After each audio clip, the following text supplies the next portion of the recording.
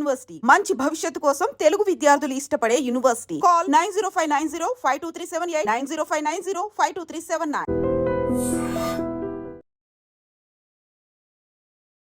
శివ అని పెట్టకుండా, అంటే రంగావజుల శివ అని పెట్టుకోకుండా సాక్షి శివ అని పెట్టుకుని రావడం ఏంటి మీరు? అది నా ఒక చైల్డిష్నెస్ అనొచ్చు. దానికి అపాలజీ కూడా మా నాన్నగారు బాపు గారింటికి వెళ్ళి కాళ్ళ మీద పడి మా అబ్బాయిని అడగకుండా పెట్టేసుకున్నాడు, క్షమించండి అని. హేమా హేమీలతో యాక్ట్ చేశారు. అంటే హూ ఇస్ హూ, బాపు గారు, విశ్వనాథ్ గారు వీళ్ళందరితో చేసింటే వాళ్ళంతా సంపాదించి ఉంటారంటుంది కదా. మా నాన్నగారు అన్ని సినిమాలు చేసి ఆయన ఒక్క ఇల్లు మట్టుకు ఆయన కట్టుకున్నారు. ఇండస్ట్రీ అనగానే టచ్లో ఉండాలి, వాళ్ళతో కాంటాక్ట్లో ఉండాలి, రెగ్యులర్గా మీట్ అవ్వాలి, ఈవెంట్స్కి అటెండ్ అవుతూ ఉండాలి, ఇవన్నీ ఉంటాయి. అంతా శివ గారు టచ్ మీ నాట్లా ఉంటారు అంటే చాలా minus. Telugu film industry, Telugu serial industry కూడా చాలా పెద్ద పెద్ద నటులు ఉన్నారు, డైరెక్టర్స్ ఉన్నారు, వాళ్ళందరికీ దూరం అయిపోయారు. అంటే వాళ్ళకి శివ గుర్తులేరా, లేకుంటే శివ గుర్తు రావట్లేదు అసలు? కాస్టింగ్ ప్రతి దానికి సీరియల్స్ కూడా కాస్టింగ్ డైరెక్టర్ అనే వాళ్ళు ఎవడో బయట వాడు హిందీ వాడు, వాడికి ఎవరు తెలుసండి. మీలాగే నాన్నగారు కూడా ఎక్కువ డిమాండ్ చేయకపోయేది ఏమీ లేదు. మంచి వాళ్ళతో చాలా మంచిగా ఉంటాను. నా దగ్గర తోక ఆడించిన వాళ్ళతో చాలా డైరింగ్గా నేను ఎవ్వడు ఎంత పెద్ద లెవెల్ అయినా సరే మనం నిలదీస్తే ఇలాగే అవాయిడ్ చేస్తారు, వేషాలు పోతాయి. డిమాండింగ్ పొజిషన్లో ఉంటే బాగా ఆస్తులు ఉండేవి, చెన్నైలో ఉండేవి, ఊర్లో ఉండేవి, ఇవన్నీ ఏమీ లేకుండా మా నాన్నగారు పోయాక ఇంత కట్ట చెక్కులు అంత పెద్ద పెద్ద కంపెనీలు, పెద్ద పెద్ద ప్రొడ్యూసర్స్ ఇవన్నీ. నా డబ్బులు నాకు ఇవ్వలేదు, మా అమ్మాయి కాలేజ్ కట్టడానికి నా దగ్గర నా డబ్బులు రాలేదు. నమస్తే, welcome to iDream celeb chat with Kavitha.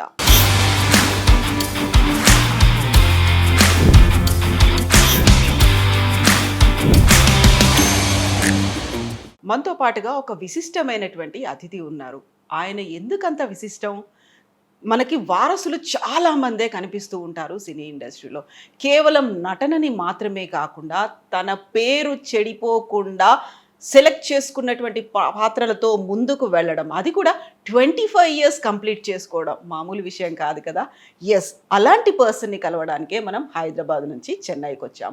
మనతో పాటుగా ఉన్నారు సాక్షి రంగారావు గారి తనయుడు సాక్షి శివ గారు. నమస్కారం అండి. ఎలా ఉన్నారు మీరు?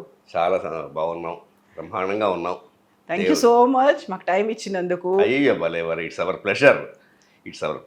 తెలుగు వాళ్ళు వెతుక్కుంటూ ఐ డ్రీమ్ వాళ్ళు అక్కడి నుంచి ఇక్కడికి వచ్చి ఇంటర్వ్యూ చేసి మళ్ళీ పాత జ్ఞాపకాలని అందరికీ పంచుతున్నారు కాబట్టి we're always very fascinate and it's pleasure. And congratulations completing 25 years officially ఒక సిల్వర్ జూబ్లీ సెలబ్రేషన్ అండి. వెనక్కి తిరిగి చూస్తే మై గాడ్ 25 years అయిపోయిందా అఫీషియల్గా ఈ ఫీల్డ్కి వచ్చి.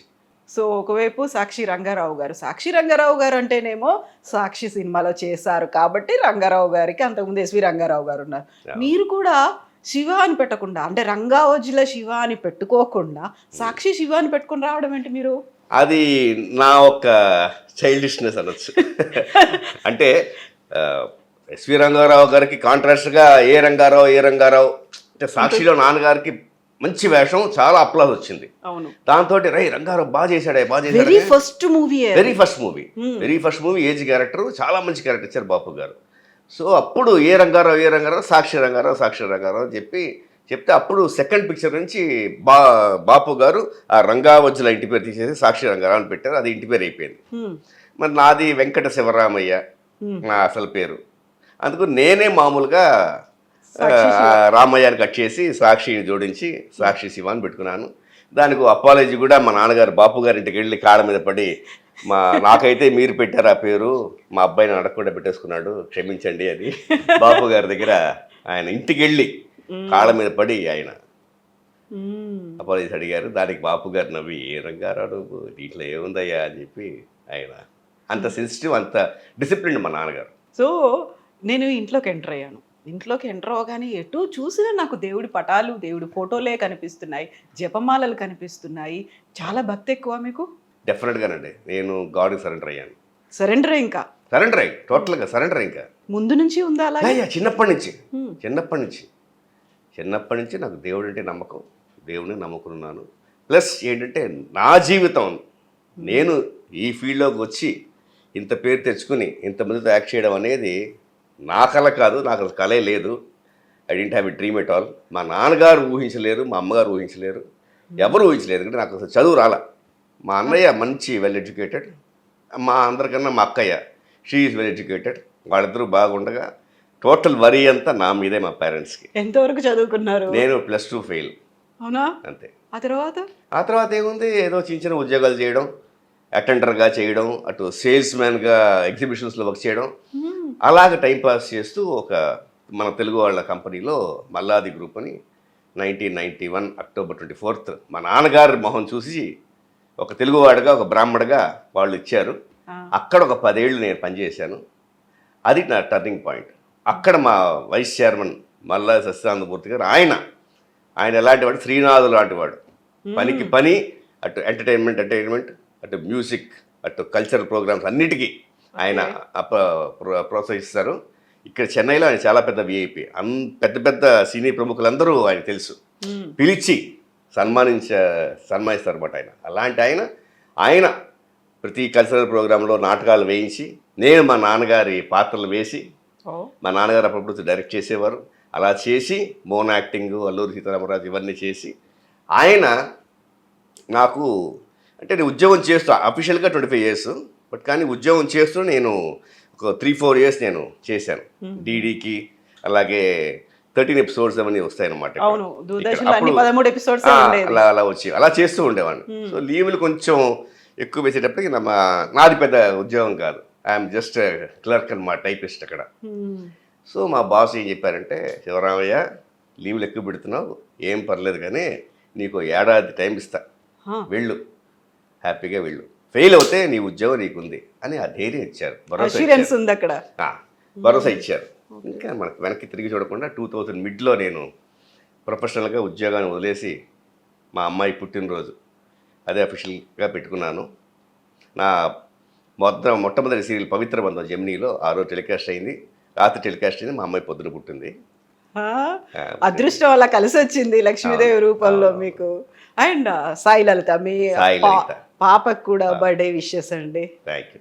సో ఆ రకంగా చేసుకుని ఇలాగ ఏదో ఇది క్యారియర్ నమ్ముకుంటూ, ఆ తర్వాత మళ్ళీ మీరు 10+2 తర్వాత మళ్ళీ ఫర్దర్గా కంటిన్యూ చేయాలి ఆశ అది లేదు.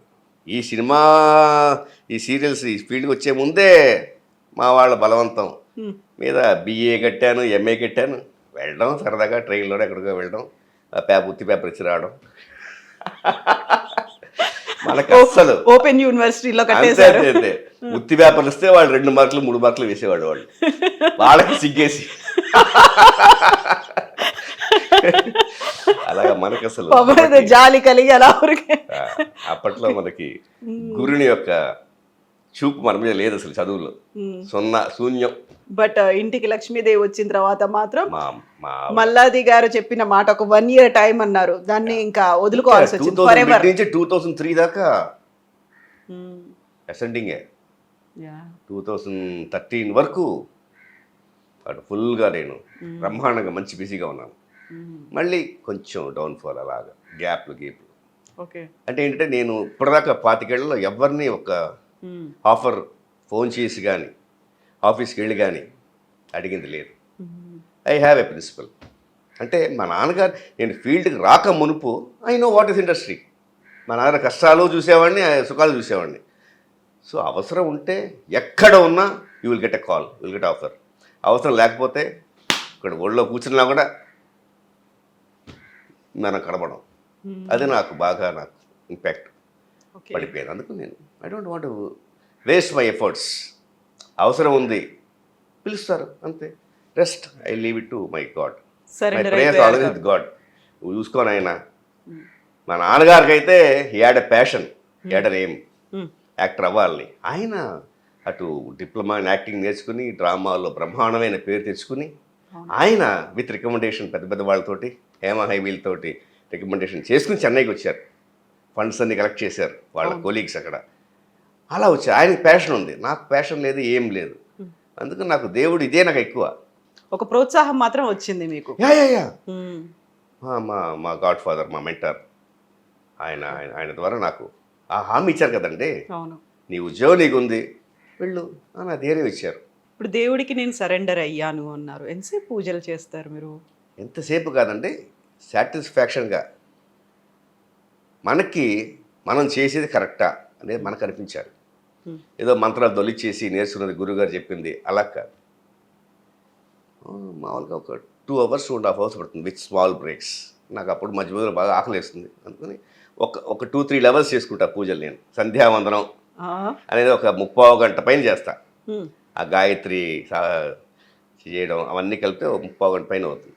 మళ్ళీ నెమ్మదిగా ఒక కాఫీ టీ తాగడం, మళ్ళీ చూసుకోవడం. తర్వాత అనుష్ఠానం అనేది ఉంటుంది. అంటే మా ఫ్యామిలీకి టోటల్గా, అంటే మా దాయాదులు, మా నాన్నగారు ఒక్కరే, సిబ్లింగ్స్ లేరు.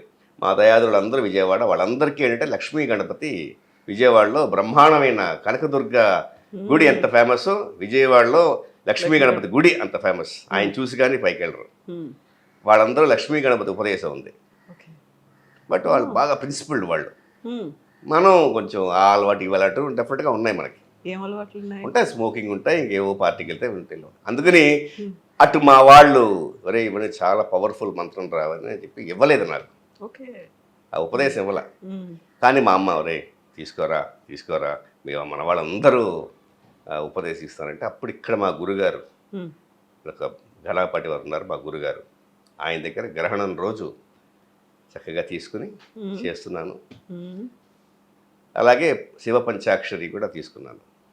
అలాగే డైలీ ఏంటంటే ఇవన్నీ మించి దేవుడి తర్వాత పితృదేవతలు వాళ్ళకి, మరి మా నాన్నగారు వెళ్ళిపోయారు కాబట్టి మా తాత ముత్తాతలకి ఓ లిస్ట్ ఉంటుంది. వాళ్ళకి డైలీ చేస్తాం. అవునా? అమావాస్యకి మీకు నువ్వులతో చేస్తాం, కానీ డైలీ నిత్య తర్పణం ఉంటారు అది. సో ఇది నేను పెట్టుకున్నా. విత్ బ్రేక్స్ అయినా కానీ ఆల్మోస్ట్ ఒక 2.5 hours పడుతుందండి. పిన్ డ్రాప్ సైలెన్స్ ఇంట్లో ఉంటుంది. ఎవరి పనులు వాళ్ళు చేసుకుంటాం, మాట్లాడడం. ఓ పక్క మా అమ్మ చేసుకుంటుంది పూజ, దేవతాసనాన్ని. ఓ పక్క మావిడ తులసి అక్కడ కూర్చొని చేయించుకుంటుంది. నాది సపరేట్ నాది. ఇప్పుడు మా అమ్మగారు అమెరికా వెళ్ళారు కాబట్టి ఆ పూజను ఈ పూజను మావిడ ఇక్కడ చేసుకుంటుంది, నేను సపరేట్ పూజ చేసుకుంటాను. ఓకే. అలాగా పీస్ ఆఫ్ మైండ్, హ్యాపీగా ఉంటుంది. వెతుక్కుంటూ దేవుడు ఆఫర్స్ ఇస్తాడు. వచ్చిన ఆఫర్స్ చేస్తున్నాను. అప్పుడప్పుడు గ్యాప్లు వస్తాయి, అప్పులు చేసుకోవడం, మళ్ళీ వచ్చినప్పుడు తీర్చుకోవడం. ఎంత సింపుల్గా చెప్పారు. ఇదే లైఫ్, ఇదే అయిపోయింది లైఫ్. అప్పు చేయడం, తీర్చుకోవడం, అంతే. ఇప్పుడు మా పిల్లలు ఉద్యోగాలకు వచ్చారు కాబట్టి దే ఆర్ సపోర్టింగ్. ఇన్నేళ్ల ఎక్స్పీరియన్స్ ఉంది నాన్నగారికి. ఆల్మోస్ట్ ఒక 500 సినిమాలు చేశారు. నాన్నగారు 550 పైన చేశారు. సాక్షి రంగారావు గారు అంటే తెలియని వాళ్ళు ఉండరు అసలు. అందులోనూ బాపు గారితో స్టార్ట్ చేసి విశ్వనాథ్ గారు అన్ని సినిమాలు ఒక్క స్వాతి ముత్యం తప్ప. అవును, దాన్ని కాంపొజిట్ చేశారు. అది అంటే తెలుగులో కాకపోతే హిందీలో చేశారు. ఇన్ని సినిమాలు చేసిన నాన్నగారికి వెనకాల ఏం వేసుకోలేదు, మీకోసం ఏం కూడబెట్టలేదు. మీరు ఇప్పటికీ స్ట్రగుల్ ఫర్ ఎగ్జిస్టెన్స్ లాగా మీరు ఇంతకాలం నెట్టుకుంటూ వస్తూ, కుదరకపోతే అప్పులు, కుదిరితేనే షూటింగ్లు. నేనే మా నాన్నగారు నేను అనేది మిమ్మల్ని ఇంత సింపుల్ గా ఇలా అంటే యాక్సెప్టెన్సీ అనేది ఉండాలి కదా సార్. యూజువల్ గానే ఇన్నేళ్ల పాటు ఒకరు ఎవరైనా ఫిల్మ్ ఇండస్ట్రీలో ఉన్నారు, హేమా హేమీలతో యాక్ట్ చేశారు. అంటే హూ ఇస్ హూ, బాపు గారు, విశ్వనాథ్ గారు వీళ్ళందరితో చేసితే వాళ్ళంతా సంపాదించి ఉంటారంటుంది కదా. మా నాన్నగారు అన్ని సినిమాలు చేసి ఆయన ఒక్క ఇల్లు మట్టుకు ఆయన కట్టుకున్నారు. మరి మా నాన్నగారు కంపేర్ చేసి నేను సీరియల్స్ పేరుకి నేను వాళ్ళతో వీళ్ళతో చేశాను అనగానే జనాలు అనుకుంటారు అబ్బో కొన్ని వేలు ఇలా తీసుకుంటారని. తుస్సు ఏముండదు అక్కడ, ఏమీ ఉండదు. మన కాస్ట్యూమ్స్, మన మేకప్, మన ఇది అన్నీ మనం పోగా చాలా తక్కువ. అంటే నేను మా నాన్నగారికి అసలు డిమాండ్ నాకు తెలియదు. నాకు డిమాండ్ చేయడానికి మనకి నా వాల్యూ, నా డిమాండ్ నాకు తెలియదు. బయట చెప్తారు ఏ శివ మీ పేరు పిచ్చా, ఇంత తీసుకుంటున్నావా అని. నాకు తెలియదు. నాకు I will not compare with others. నేను ఎవరిని అడగను, నేను తీసుకుంటావు వాళ్ళని తీసుకుంటావు, అది తప్పది. నాకు ఐ స్టార్టెడ్ విత్ వాళ్ళు అడగకుండా వాళ్ళు 750 ఇచ్చారు ఫస్ట్ 2000లో. ఎంత? 750 పర్ డే. అలా స్టార్ట్ చేసి నా మనస్సాక్షికి ఓకే ఓ 2-3 ఏళ్ళకి లేకపోతే ఏడాదికి ఓ 1000 రూపాయలు 500 అలా పెంచుకుంటూ 25 ఏళ్ళగా వచ్చాను. బట్ అప్పుడప్పుడు మనకి తెలుస్తూ ఉంటాయి, తెలుస్తున్నప్పుడు బాధపడతాను. బట్ కానీ నాకేం అనిపించదు. అరే నా మనస్సాక్షికి నేను అడిగేది ఇచ్చారు కదా చాలు. నాకు ఆశ లేదు. ఐఎమ్ కంటెంటెడ్. నాకు ఈ జీవితం నేను అసలు అనుకోలేదు. నా జీవితం స్పోర్ట్స్ మ్యాన్ అవుదాం, లేకపోతే డ్రైవింగ్ వచ్చి డ్రైవింగ్ అవుదాం, ఇలాగే చెప్పాము మా నాన్నతోటి. బ్యాడ్మింటన్ ప్లేయర్ అవుదాం అనుకున్నారు, కంటిన్యూ చేద్దాం అనుకున్నారు. బట్ అంత లేట్గా ఎంకరేజ్ చేశారు నాన్నగారు. ఓకే. దాంతో ఏజ్ అయిపోయింది. అవన్నీ కరెక్ట్ ఏజ్ ఒక 6-7 ఇయర్స్లో మీకు ఏదైనా సరే ఏ రంగంలో అయినా ఒక 6 to 7 ఇయర్స్ లోపల మీరు పెట్టేయాలి పిల్లల్ని. మౌల్డ్ అయిపోతారు అప్పుడే. పెట్టంగానే కరెక్ట్గా ఆ టైంకి వచ్చేస్తారు. స్టేట్ లెవెల్, నేషనల్ లెవెల్లో వచ్చేస్తారు. మనం ముదిరిపోయాక మనం మొదలెడితే ఇలాగా. ఎప్పుడు స్టార్ట్ చేశారు? +2 ఫెయిల్ అయ్యి ఇవన్నీ అప్పుడు ప్రొఫెషనల్గా నేషనల్ కోచ్ దగ్గర పెట్టారు. అంతకుముందు అవుట్డోర్ ఆడేవాడు రవిరాజ పిసిరెడ్డి గారు, మేము, శివలంక కృష్ణప్రసాద్ గారు, కెమెరామెన్ శరత్ గారు, మన ఎస్వి కృష్ణారెడ్డి గారి కాంబినేషన్, ఆయన, వీళ్ళందరూ మేము మా ఇంటి ఎదురుకుండా చంద్రమోహన్ గారి స్థలం ఉంది అక్కడ, ఖాళీ గ్రౌండ్ లో కట్టేసుకొని ఆడేవాళ్ళు. అక్కడ అసలు బ్రహ్మాండంగా ఆడేవాళ్ళం అనమాట. మంచి బ్యాచ్, మంచి బ్యాచ్. ఇంత మంచి బ్యాచ్ ఉంది, నేను ఇంతకుముందు అన్నాను చూడండి, అంత మంచి బ్యాచ్ ఉంది. బోల్డ్ అని పవర్ఫుల్ రోల్స్, హీరో రోల్స్ ఇవన్నీ రావచ్చు, కానీ రాలేదు. ఎక్కువగా తెలుగు కంటే తమిళ్లోనే ఆఫర్స్ వచ్చాయి. అది కూడా మీరు అన్నట్టుగా నేను ఎక్కువ ఆశపడలేదు, డబ్బులు ఎక్కువైనా పర్లేదు. మీరు ఇలా ఇంత సాఫ్ట్గా ఉండడం కూడా వాళ్ళకి కలిసి వచ్చింది ఏమో కదా. పర్లేదు శివాని పెట్టుకుంటే కొంచెం తక్కువ ఖర్చుతోనే అయిపోతుంది, ఎక్కువ డిమాండ్ చేయడు, ఫీల్ పడిపోయిందా? అందుకే కదండి అడగకుండా వాళ్ళు ఇస్తున్నారు 25 ఏళ్ళగా. ఫిక్స్ అయిపోయారు ఇంకా చాలు. మనం మార్చుకోలేము, అంత త్వరగా మార్చుకోలేము, అంత త్వరగా మార్చుకోలేము. కాకపోతే ఇక్కడ మీరు చేసినవన్నీ లీడ్ రోల్స్, అందులో మీ పక్కన పేర్స్ కూడా ఒకప్పుడు సూపర్ స్టార్స్, హీరోయిన్స్. వాళ్ళ ఏజ్ ఎక్కడ, మీ ఏజ్ ఎక్కడ, అది కూడా అనుకోలేదు అసలు.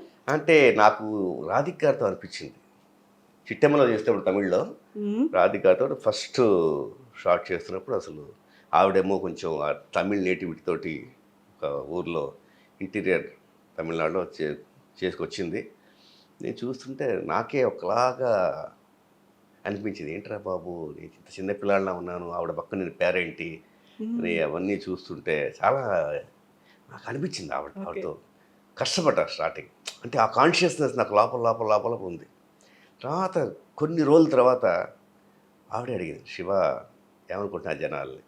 నేను ఓపెన్ చెప్పేశాను, ఇప్పుడు నేను ఉద్యోగం చేసినప్పుడు పెద్ద పెద్ద అరిస్టోక్రాట్స్, బ్యూరోక్రాట్స్ ఇలాంటి వాళ్ళందరూ మా కంపెనీలో వస్తూ ఉంటారు, నేను డీల్ చేసేవాడిని, నాకు అలవాటు నాకు ఈ పెద్ద పెద్ద వాళ్ళతో. ఎందుకు నాకు ఈ ఫీల్డ్కి వచ్చాక నాకు ఆవిడ పెద్ద లెజెండరీ అవన్నీ నాకేం లేదు, మొహమాటాలు మనకి లేవు ఎవరన్నా సరే. అనగానే ఏమంటే ఇలాగా కొంతమంది ఏమో అమ్మలా ఉందంటున్నారు, మీరు అక్కలా ఉందంటున్నారు అని చెప్తున్నారండి అని చెప్పి రియల్ ఫీడ్బ్యాక్ ఇచ్చాను. ఆవిడ ఒక్క సగం ఆలోచించి రూమ్లోకి వెళ్ళిపోయి ఒక అరగంట తర్వాత కొంచెం యంగ్గా అన్నీ మార్చుకుని కంప్లీట్ మేకోవర్. తర్వాత నేను కూడా నా ఒరిజినల్ హెయిర్ స్టైల్ కాకుండా ఎంత నేను మార్చుకుంటే నేను ఆవిడకి కొంచెం మ్యాచ్ చేయగలను అనే గిడ్డం అన్న లైట్గా వదిలేసి కొంచెం సైడ్ పాపిడి, అది కొంచెం మెచ్యూరిటీ ఇస్తుంది, ఇలా దూకుని వచ్చేటప్పుడు కథలో పడ్డాక ఓ 3 ఏళ్ళు అదిరిపోయింది. బ్యూటిఫుల్, ఏం పోటాపోటీగా చేసేవాళ్ళు. స్టార్టింగ్లో అయితే నాకు అవునా ఆవిడ పక్కన ప్లస్ అది కొంచెం ఫాస్ట్ మాడ్యులేషన్ బాగా ఉండేది, టపటపట వాగేస్తాను, కొంచెం రోల్ అవుతుంది నాకు. ఇవన్నీ చెప్తున్నా ఏంటి ఆయన రజనీకాంత్ అనుకుంటే ఆయన కన్నా ఇన్నిటివ్ ఫాస్ట్గా ఉన్నావు, తగ్గించి స్లో ఆ బాడీ లాంగ్వేజ్ అదేంటి ఇలాంటి ఆవిడ బాబు చెప్పేది ఆవిడ. సో ఒక్క మ్యాక్సిమం 1 month లోపల నాకు ఆ ఫియర్ అంతా పోయి వేస్తే ఆవిడే సాక్షి భలే ముద్దుగా పిలుస్తుంది ఆవిడ మటుకు, సాక్షి ఆవిడే పిలవాలి. అవునా? మరి ఆవిడ అబ్బో ఆవిడ తెలియకుండా అందరికీ వేరే పేరు పెడుతుంది, కొంచెం ఎక్కిరిస్తుంది, ఇవన్నీ అమ్మో చాలా ఫన్నీ. ఆవిడ ర్యాగింగ్ ఉంటుంది నా గురించి. నేను అప్పట్లో 6 meal చేసేవాడిని, అంటే ఆకలి కొంచెం అదొక రోగం అంటే ఒక సర్జరీ తర్వాత, నాకు గర్డ్ సర్జరీ తర్వాత కొంచెం సిస్టమ్ బాగా ఆకలేసేది, అందుకని ఒకసారిగా తిన్నాను నేను. అప్పుడప్పుడు మా అసిస్టెంట్ ఇస్తూ ఉంటే పప్పు మాను ఉంటుంది, నాకు పేరు పెట్టింది ఆవిడ. మనకి బ్రాహ్మణులు కదా, తెలుగు వాళ్ళు కదా, ముద్దపప్పు ఉండాలి రోజు ఇంట్లోంచి వచ్చేటప్పుడు. సో పప్పు అన్నం, పెరుగన్నం ఇవన్నీ ఒకసారి ఒక్కొక్క ఐటమ్ వచ్చేది అనమాట. పప్పు మాము అని పిలుస్తున్నాను పక్క వాళ్ళతోటి, పప్పు మామ వచ్చాడా అండి. రాధిక గారు నాన్నగారితో కూడా చేశారు, రంగారావు గారితో చేశారు, మీతో కూడా చేశారు. నాన్నగారిని ఏమని పిలిచేవాళ్ళు అప్పుడు? మిమ్మల్ని అంటే సాక్షి అని పిలిచారు. నాన్నగారిని ఇది కథ కాదులో ఆవిడ ఫాదర్గా చేశారు, సీరియల్స్లో, సినిమాలో కూడా చేశారు. అప్పుడు మన వాళ్ళ కదా, ఏం పిలుస్తాను తెలియదు, సార్నే అంటారు నాకు తెలిసి. ఓకే, సార్ని అంటారేమో, ఎందుకంటే నేను వాళ్ళతో నేను చేయలే. మా నాన్నగారు రాధిక గారు చేసినప్పుడు నేను లేను. ఇది కథ కాదు లాస్ట్లో నేను ఏదో చిన్న ట్రాక్లో ఎంటర్ అయ్యాను నేను. ఓకే. సో వాళ్ళ కాంబినేషన్ లేదు, అసలు గమనించలేదు నేను. ఆవిడ సార్ అంటుందేమో నాకు తెలిసి, నా ఒక గెస్ ప్రకారం. రంగారావు గారి కూతురుగా ఒక సీరియల్లో రాధిక గారు చేశారు, బట్ ఇంకో సీరియల్లోనేమో మీకు పేరుగా చేశారు కదా. ఒక కాంట్రాస్ట్ అనేది చూడండి. యాక్చువల్గా రాధిక గారు, ఖుష్బు గారు, మీనా, యాక్చువల్గా హూ వీళ్ళంతా హీరోయిన్స్ అందరూ. అదొక గుడ్ టైం నాకు. సితారాతో చేశారు, చేశాను, సిమ్రాన్ గారితో చేశాను 2 సార్లు, వాణి విశ్వనాథ్, కౌసల్య, రమ్యాకృష్ణన్, సుధాచంద్రన్, ఇంకా వేసుకుంటే ఈశ్వరీరావు, ఇవన్నీ అందులో పేరుగా చేయడం అనేది, వాళ్ళతో ఒక ఆర్టిస్ట్ గా ఉండడం కాదు, ఒక పేర్. ఎలా ఉండేది ఎక్స్పీరియన్స్ అసలు? వాళ్ళు అప్పటికే heroines, everyone knows, Telugu, Tamil film industry ప్రతి చోట వాళ్ళందరూ ఎవరో తెలుసు. అసలు మా కెరీర్ అసలు యాక్చువల్గా టోటల్గా అయిపోయింది. వాళ్ళు హీరోయిన్స్ గా వాళ్ళు అయిపోయారు. అయిపోయిన తర్వాత నేను ఎంటర్ అయ్యాను. అంటే చూసుకోండి ఎంత ఫేమస్, ఎంత లెజెండరీ వాళ్ళు, ఎంత పెద్ద పెద్ద హీరోస్తో చేశారు వాళ్ళు. అలాంటి వాళ్ళతో ఖుష్బు గారితో అయితే నాకు అమ్మో, ఆవిడతో అసలు ఇంకా నేను భయపడ్డా. ఎందుకంటే ఆవిడ్ని ఎంత క్రష్ ఉండేది మనకి ఆవిడ మీద. మాకంతా పిల్లలు గుళ్ళు కట్టిన ప్లేస్ కదా ఇది. ప్లేస్ ఆవిడ ఎంత అందగత్త ఆవిడ. అసలు ఆవిడతో నాకు అనగానే 1 month డిలే అయింది ప్రాజెక్ట్.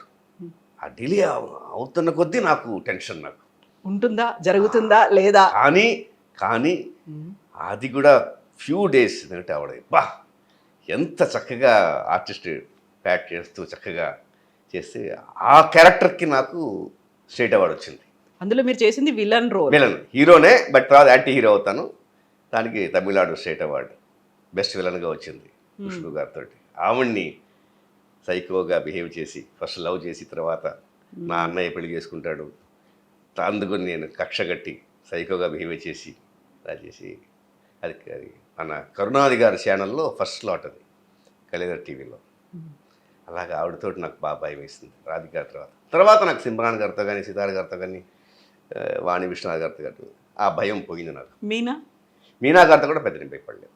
ఆవిడ చాలా క్యూట్గా డాల్ లాగా ఉంటుంది ఆవిడ, చాలా ప్రిటీగా ఉంటుంది ఆవిడ, చాలా కామ్ ఆవిడ. అన్ఫార్చునేట్లీ ఏంటంటే మీనా గారితో నేను లక్ష్మి అని చెప్పి ఒకటి విలన్గా చేశాను. అప్పుడు నాకు పెద్ద విలన్ కదా. తర్వాత కళ్యాణం చెప్పి నేను ఆవిడ పేరు, ఆవిడ డ్యూయల్ రోలు, నేను హీరో. ఒక మీనా విలన్ విల్లి, ఒక మీనా హీరోయిన్ చేస్తుంటే అది కూడా బ్యూటిఫుల్గా వెళ్తోంది. బట్ అన్ఫార్చునేట్లీ ఆవిడ పెళ్ళికి రెడీ ఫిక్స్ చేసుకుంది. సో కళ్యాణం సీరియల్లో ఆవిడ కళ్యాణం అయింది. 150 ఎపిసోడ్స్కి అది ఆపేశారు. తన పెళ్లి కాబట్టి బ్రేక్ తను తీసుకోలేదు, సీరియల్ కూడా తీసేసుకుంది కంప్లీట్ గా. ఆవిడ చేయడం చెప్పింది. ఇంకా తర్వాత దాన్ని కంటిన్యూ చేయలేదు. సత్యజ్యోతి ఫిల్మ్స్ బ్యానర్ అండి, ఎంత పెద్ద బ్యానర్ సత్యజ్యోతి ఫిల్మ్స్. తర్వాత దాన్ని కంటిన్యూ చేయలేదు ఇంకా. దాని తర్వాత ఇప్పటిదాకా చేయలేదు ఆవిడ సీరియల్స్. సినిమాల్లో చేస్తున్నారు అప్పుడప్పుడు. తర్వాత ఎప్పుడు అనిపించలేదా మామూలుగా అలాంటిది ఏదైనా ఒక బ్రేక్ వచ్చింది, దాన్ని సీక్వెల్ లాగా తీయాలి అనేటువంటి సినిమాలు అనేవి ఇప్పుడు వస్తున్నాయి కదా, అబ్రప్ట్ గా ఎండ్ అయిపోతాయి. ఎప్పుడో కొన్ని సీరియల్స్ జరుగుతున్నాయండి సీక్వెల్. ఇది కూడా రావాలి అంటే ఆనందం అనేది ఒక బ్యూటిఫుల్, నాకు ఏసీ దొర అనే క్యారెక్టర్, అవును సుకణి గారు లీడ్, ఆవిడ నాకు పేరు కాదు, నేను లేటర్ ఆన్ ఎంటర్ అయ్యి నాకు అది లైఫ్ ఇచ్చింది. ఆ సీరియల్, ఆ ఏసీ దొర అనే కాప్ రోల్కి నాకు ఆ హీరో ఫేమ్ వచ్చి అప్పటి నుంచి నేను హీరో అయ్యాను నేను సీరియల్స్లో. అంత ముందు వరకు క్యారెక్టర్స్ విలన్ చేసేవాడిని. సో దాన్ని మిగతా ఆ టైంలో ఉన్నప్పుడు ఉన్న సీరియల్స్ అన్నీ వస్తున్నాయి సీక్వెల్గా. ఆనందం మట్టుకు ఎందుకు ఆయన సత్యవతి ఫిల్మ్ త్యాగరాజన్ గారు మరి మూవీస్ చేస్తున్నారు కానీ ఆ సీక్వెల్ ఎందుకో రావట్లేదు. వస్తుందా అని చూసుకుంటున్నాం, మేము వెయిట్ చేస్తున్నాం. సో ఇప్పుడు ఇంతమంది హీరోయిన్లతో మీరు చేశారు, ఒక హిట్ పేర్ లాగా చేశారు ప్రతి ఒక్కరితో. మాట్లాడుకుంటున్నప్పుడు సడన్గా గుర్తొచ్చినప్పుడు వాళ్ళతో ఇంటరాక్ట్ అవుతున్నప్పుడు వచ్చేటువంటి రియాక్షన్స్ ఎలా ఉంటాయి తర్వాత ఈ ఏజ్లో ఇప్పుడు ఆఫ్టర్ 25 years? లేదండి, షూటింగ్ అయిపోయిందంటే అసలు మాకు వాళ్ళకి టచ్ ఉండదు. అవునా? అసలే నంబర్స్ కూడా అప్పుడు ఉండేవి కానీ కొంతమంది నంబర్స్ తీసుకోలేదు.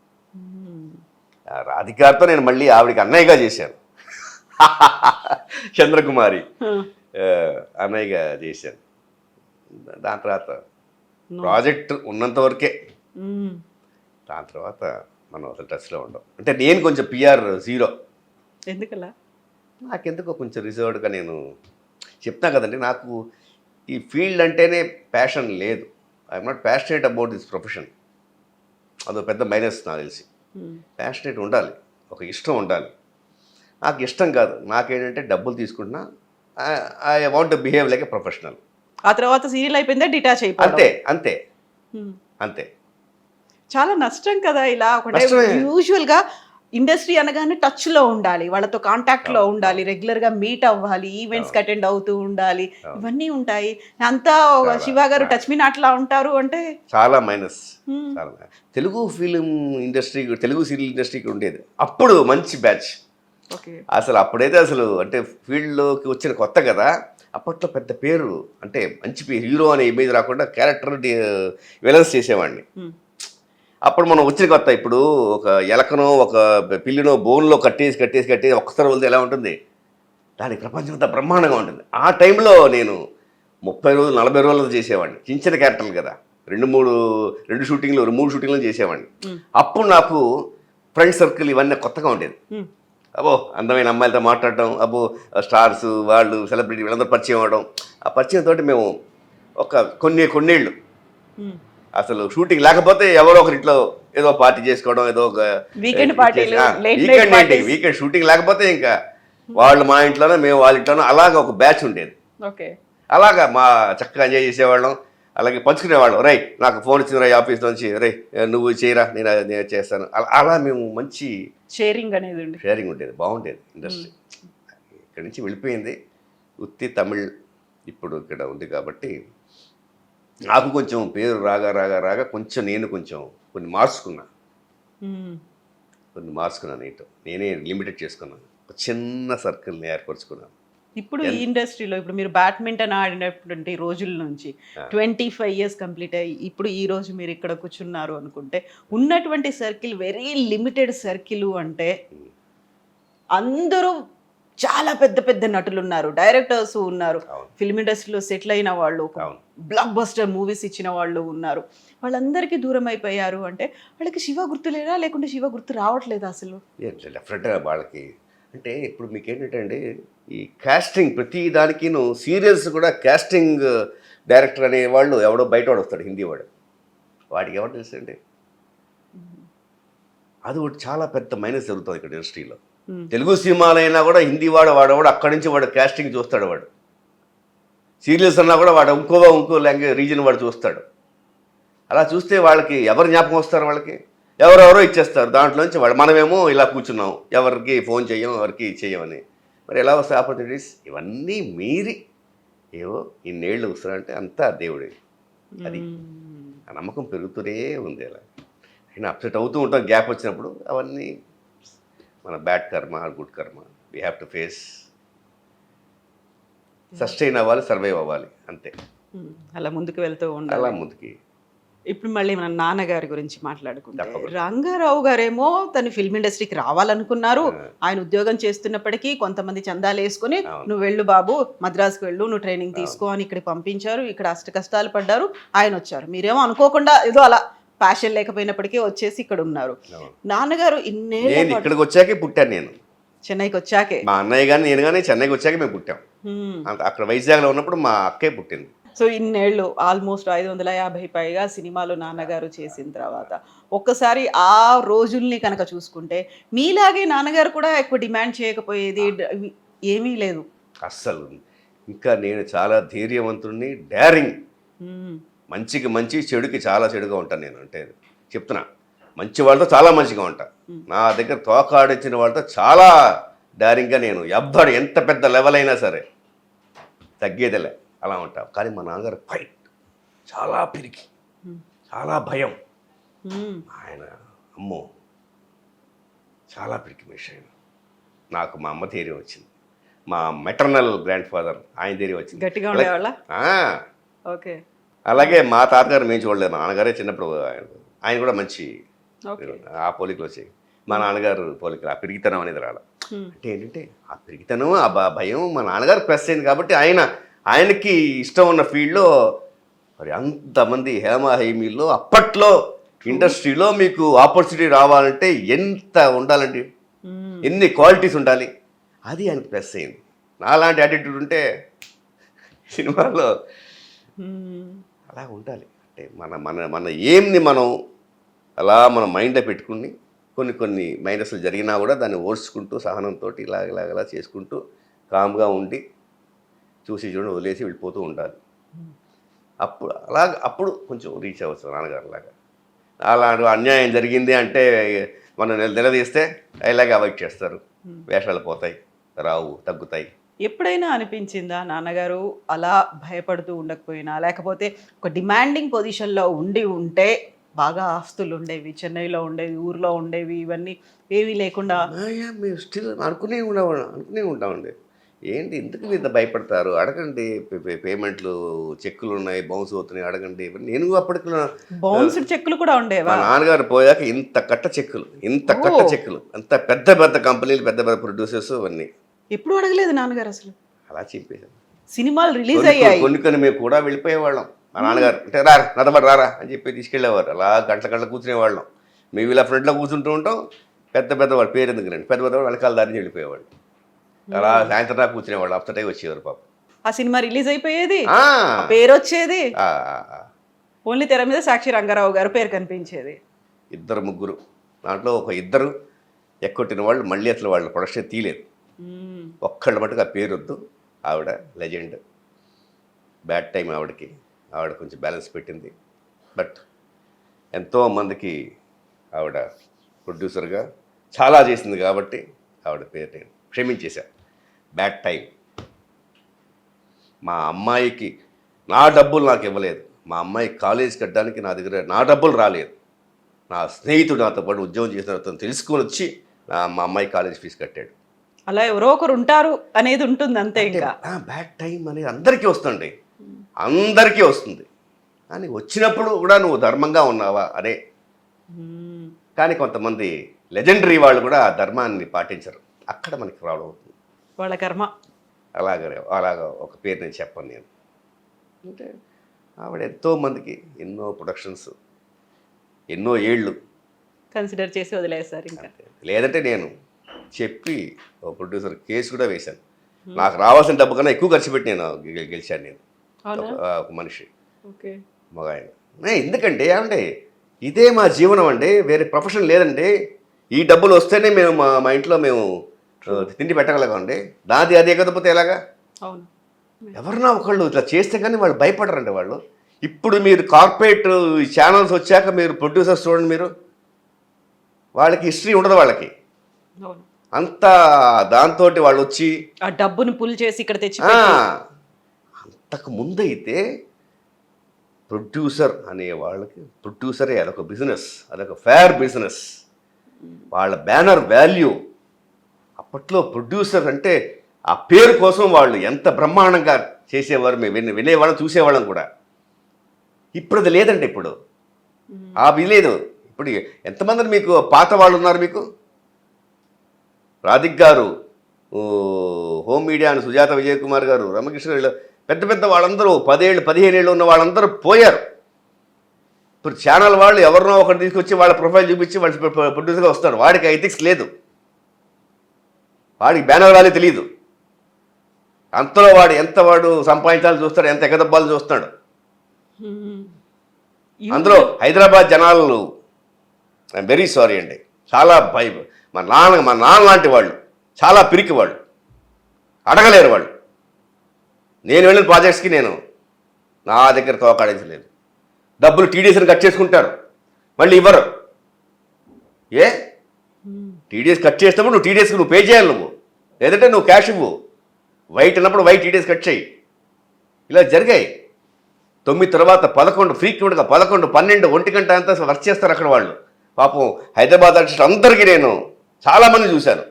వాళ్ళకి ఎక్కడ వాళ్ళకి ఆపర్చునిటీస్ పోతాయో అని చెప్పి వాళ్ళ భయంతో వాళ్ళు బాగా కోఆపరేట్ చేస్తారు. నాకు చాలా బాధ అనిపించేది. నేను నా నోరు పెట్టుకుని నేను ఎగ్గొచ్చేవాడిని. అంటే ఏంటంటే నేను కూడా నా 9 to 9, 99 అంతే. 12 గంటల కన్నా ఇంకేం పని చేస్తామండి ఆర్టిస్టు? ఏమండి 12 గంటలు అంటే ఇంటికి లేవాలండి మేము. లొకేషన్స్ అక్కడ ఎంత దూరం అండి. లైట్స్ మళ్ళీ అక్కడి నుంచి రావాలి, మళ్ళీ మేము పడుకోవాలి, మళ్ళీ అరగాలి. ఇవన్నీ మేము చేసి వస్తే ఎలాగ ఆరోగ్యాలు? ఇప్పుడు 53 ఏళ్ళు నాకు. Compare to others I'm happy. ఎందువల్ల? కొంచెం డిసిప్లిన్డ్గా ఆ టైం అవన్నీ మేము లాస్ అయితే అయ్యింది, చెడ్డ పేరు వస్తే వచ్చింది. హెల్త్ని మేము చూసుకుంటాం.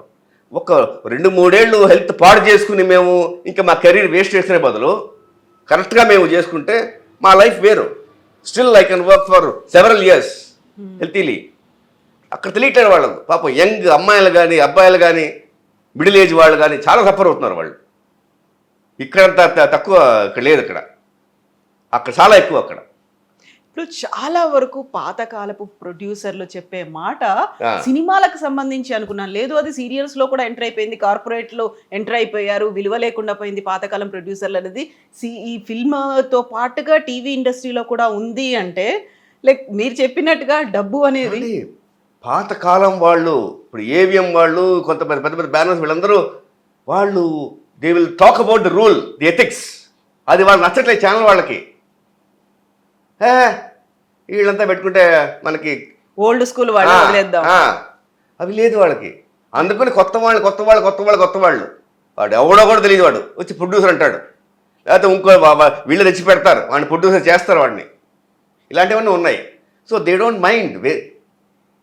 ఈటీవీ లాంటి గొప్ప ఒక్కటేనండి 25 ఏళ్లలో ఈటీవీ లాంటి వాళ్ళు ఉండాలండి ప్రపంచంలో ఇండస్ట్రీలో.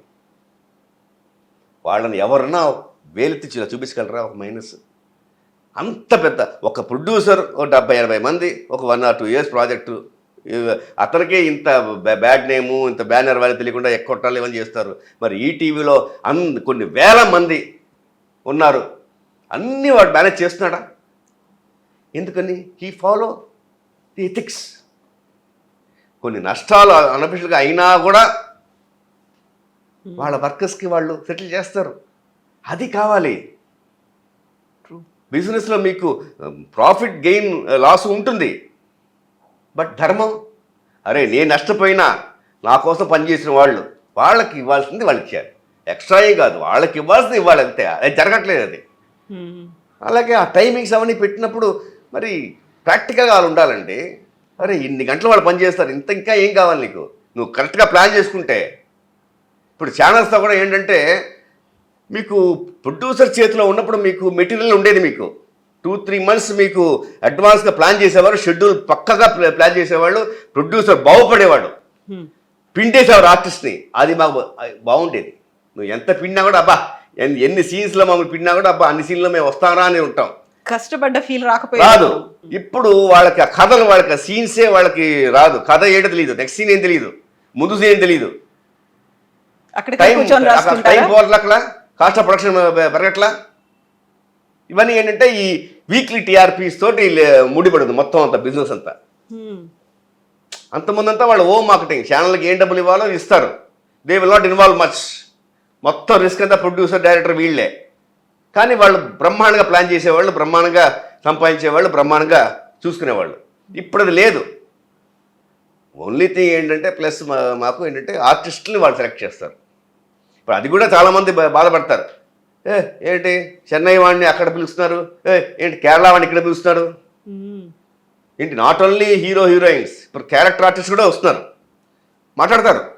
మేము పనికిరామా, వేరే వాడు రావాలి, హిందీ వాడు రావాలా, కన్నడ వాడు రావాలా, కేరళ వాడు రావాలా అని అక్కడ అనుకుంటారు, ఇక్కడ తమిళ వాళ్ళు అనుకుంటారు. ఇవన్నీ ఛానల్ ఇన్వాల్వ్మెంట్. ఒక ప్లస్ ఉంటుంది మాకు. ప్రొడ్యూసర్కి 10 మైనస్లు ఉంటాయి. ప్రొడ్యూసర్ బాగుపడితే కదా మేము బాగుపడతాం. అది ఆలోచిస్తారు ఆర్టిస్ట్లా, మనకి అడ్వాంటేజ్ కదా, కుమ్ముకో అనుకుంటారు. అంతేగాని అప్పట్లో ప్రొడ్యూసర్ బాగుండాలి, ప్రొడ్యూసర్కి కరెక్ట్గా ఉండాలి అని వాళ్ళు బాగుంటేనే మనకి లైఫ్ ఉంది అనేది అప్పట్లో ఉండేది, బాగుండేది. ఇప్పుడు అలా కదా, అన్ని కుటుంబాలు అన్ని డిపెండ్ అవుతాయి కదా ప్రొడ్యూసర్ మీదే. నాన్నగారి దగ్గర అన్ని చెక్ బౌన్స్లు అయినవి ఉంటే ఏం చేసేవాళ్ళు ఆ తర్వాత? అసలు మీకు 6 months లోపల మీకు అప్పట్లో రూల్, కాకపోతే ఇంకంతే 6 months లోపల మనం ఏమైనా యాక్షన్ చేయాలి. చాలా నష్టపోయారు అలా అయితే. చెప్పుకోవడానికేమో అన్ని సినిమాలు చేశారు, డబ్బు రాలేదు. అవును. కుటుంబం ఎలా మరి? కానీ ఒకటేంటంటే మా నాన్నగారిని ఆదరించిన ప్రొడ్యూసర్స్, డైరెక్టర్లు వాళ్ళందరికీ కాళ్ళకి దండం పెడుతున్నాను. ఎందుకంటే ఆ కాలంలో వేషం రావాలి అంటే ఎంత క్వాలిటీస్ ఉండాలి. మా నాన్నగారికి ఆయన కోరుకున్నట్టు వీళ్ళందరూ ఆదరించారు. అది దట్ ఈస్ ట్రూ. ఎంత చిన్న రోల్ అయినా ఎలాంటి రోల్ అయినా కానీ రంగారావు గారు ఉన్నారు అంటే అక్కడ ఒక ఎమోషన్ కనిపించేది. ఐదర్ ఇట్ మే బి హాస్యం అయినప్పటికీ, తోక స్వామ తొండం స్వామ అనుకుంటూ భార్య వెనకాల తిరిగినప్పటికీ, ఆ హారతులు ఇస్తూ తిరిగినప్పటికీ కూడా రంగారావు గారు ఉన్నారంటే ఒక ఎమోషన్ అంతే ఇంకా. అంటే ఆ credit major part goes to the creative. ఒక డైరెక్టర్ గారు, ఒక రైటర్, వీళ్ళ కాంట్రిబ్యూషన్ ఎక్కువ ఉంటుంది. ఇప్పుడు మీకు సీన్లో మీకు ఆ పదాలు, ఆ సిచ్యువేషన్ అవన్నీ క్రియేట్ చేసే టెక్నీషియన్స్, అది మీరు క్రియేట్ చేసినప్పుడు ఆటోమేటిక్గా ఒక యాక్టర్ kan పర్ఫామ్ అండ్ అది క్లిక్ అవుతుంది, కనెక్ట్ అయిపోతారు కదా. అలాగే ఇవన్నీ మీరి ఒక ఆర్టిస్ట్ అక్కడ ఏం లేదు ఏమైనా ఇంప్రూవ్ చేయాలి అనేది ఉండేది కాదు. అప్పట్లో టెక్నీషియన్స్ నీకు ఏం చేయాలో మొత్తం వాళ్ళు హోంవర్క్ చేసుకుంటారు. వాళ్ళు ఇప్పుడు సినిమా అంటే మొత్తం హోంవర్కే కదండి. Everything they will plan. ఆర్టిస్ట్కి అక్కడ వాళ్ళు చెప్పింది చెయ్యాలి అంతే. ఇప్పుడు అలా ఉండవు. ఇప్పుడు వచ్చే సినిమాలు సీట్ పేపర్ ఇప్పట్లో సీట్ పేపర్లో ఇస్తారా, తక్కువ, చాలా తక్కువ ఇచ్చినా కూడా అక్కడ మారుస్తారు, ఇవి చేస్తారు, ఇవి చేస్తారు. సో అప్పటికప్పుడు ఏవో డెవలప్ చేసుకుని అది ఒక టైం వేస్ట్. బట్ వాళ్ళకి ఇప్పుడు వచ్చిన కాన్సెప్ట్, ఈ జనరేషన్ కాన్సెప్ట్ వేరు, అప్పట్లో వేరు. అప్పట్లో అక్షరముఖం మార్చేవాళ్ళు కాదు, ఎప్పుడో ఇంటికి వచ్చేవి సినీ పేపర్లు. అంటే వాళ్ళు టోటల్ A to Z. ఇప్పుడు మీకు వెబ్ సిరీస్ ఉంది చూసారా, వెబ్ సిరీస్లో A to Z టోటల్ వాళ్ళు మొత్తం డిస్కస్ చేసి చేసి చేసి చేసి చేసి frame by frame, short by shot వాళ్ళు ప్లాన్ చేసుకుంటారు. అక్కడ మీకు మార్పులే ఉండవు. అది అప్పట్లో సినిమాలో ఉండేవి. కానీ సీరియల్ మాత్రం ఫాలో అవ్వట్లేదు దాన్ని. సీరియస్లో ఇట్ ఈస్ నాట్ పాసిబుల్, ఆ ఇంపాసిబుల్. ఈ సిస్టమ్ రాదు, ఈ సిస్టమ్ రాదు. అంటే అప్పట్లో ఈ టీవీలో మేము అనుకునేవాళ్ళం, ఒక్కొక్క ఎపిసోడ్ 3 days 4 days చేసేవారు. సుమన్ గారు ఉన్నప్పుడు ఆ సిస్టమ్ ఉండేది. అక్షరం మార్చడానికి లేదు. అక్షరం మార్చి ఏమైనా తప్పుగా వాళ్ళు రికార్డ్ చేశారా, ఇక్కడి నుంచి ఫ్లైట్లో వెళ్ళి డబ్బింగ్ చెప్పే ఆర్టిస్ట్ కూడా మేము చూసాము. మేము వచ్చిన కొత్తల్లో ఇక్కడి నుంచి వెళ్ళేవారు ఫ్లైట్లో, ఆ డబ్బింగ్ 2 పదాలు చెప్పేవారు, మళ్ళీ వచ్చేవారు. అలా ఉండేది ఈ టీవీలో.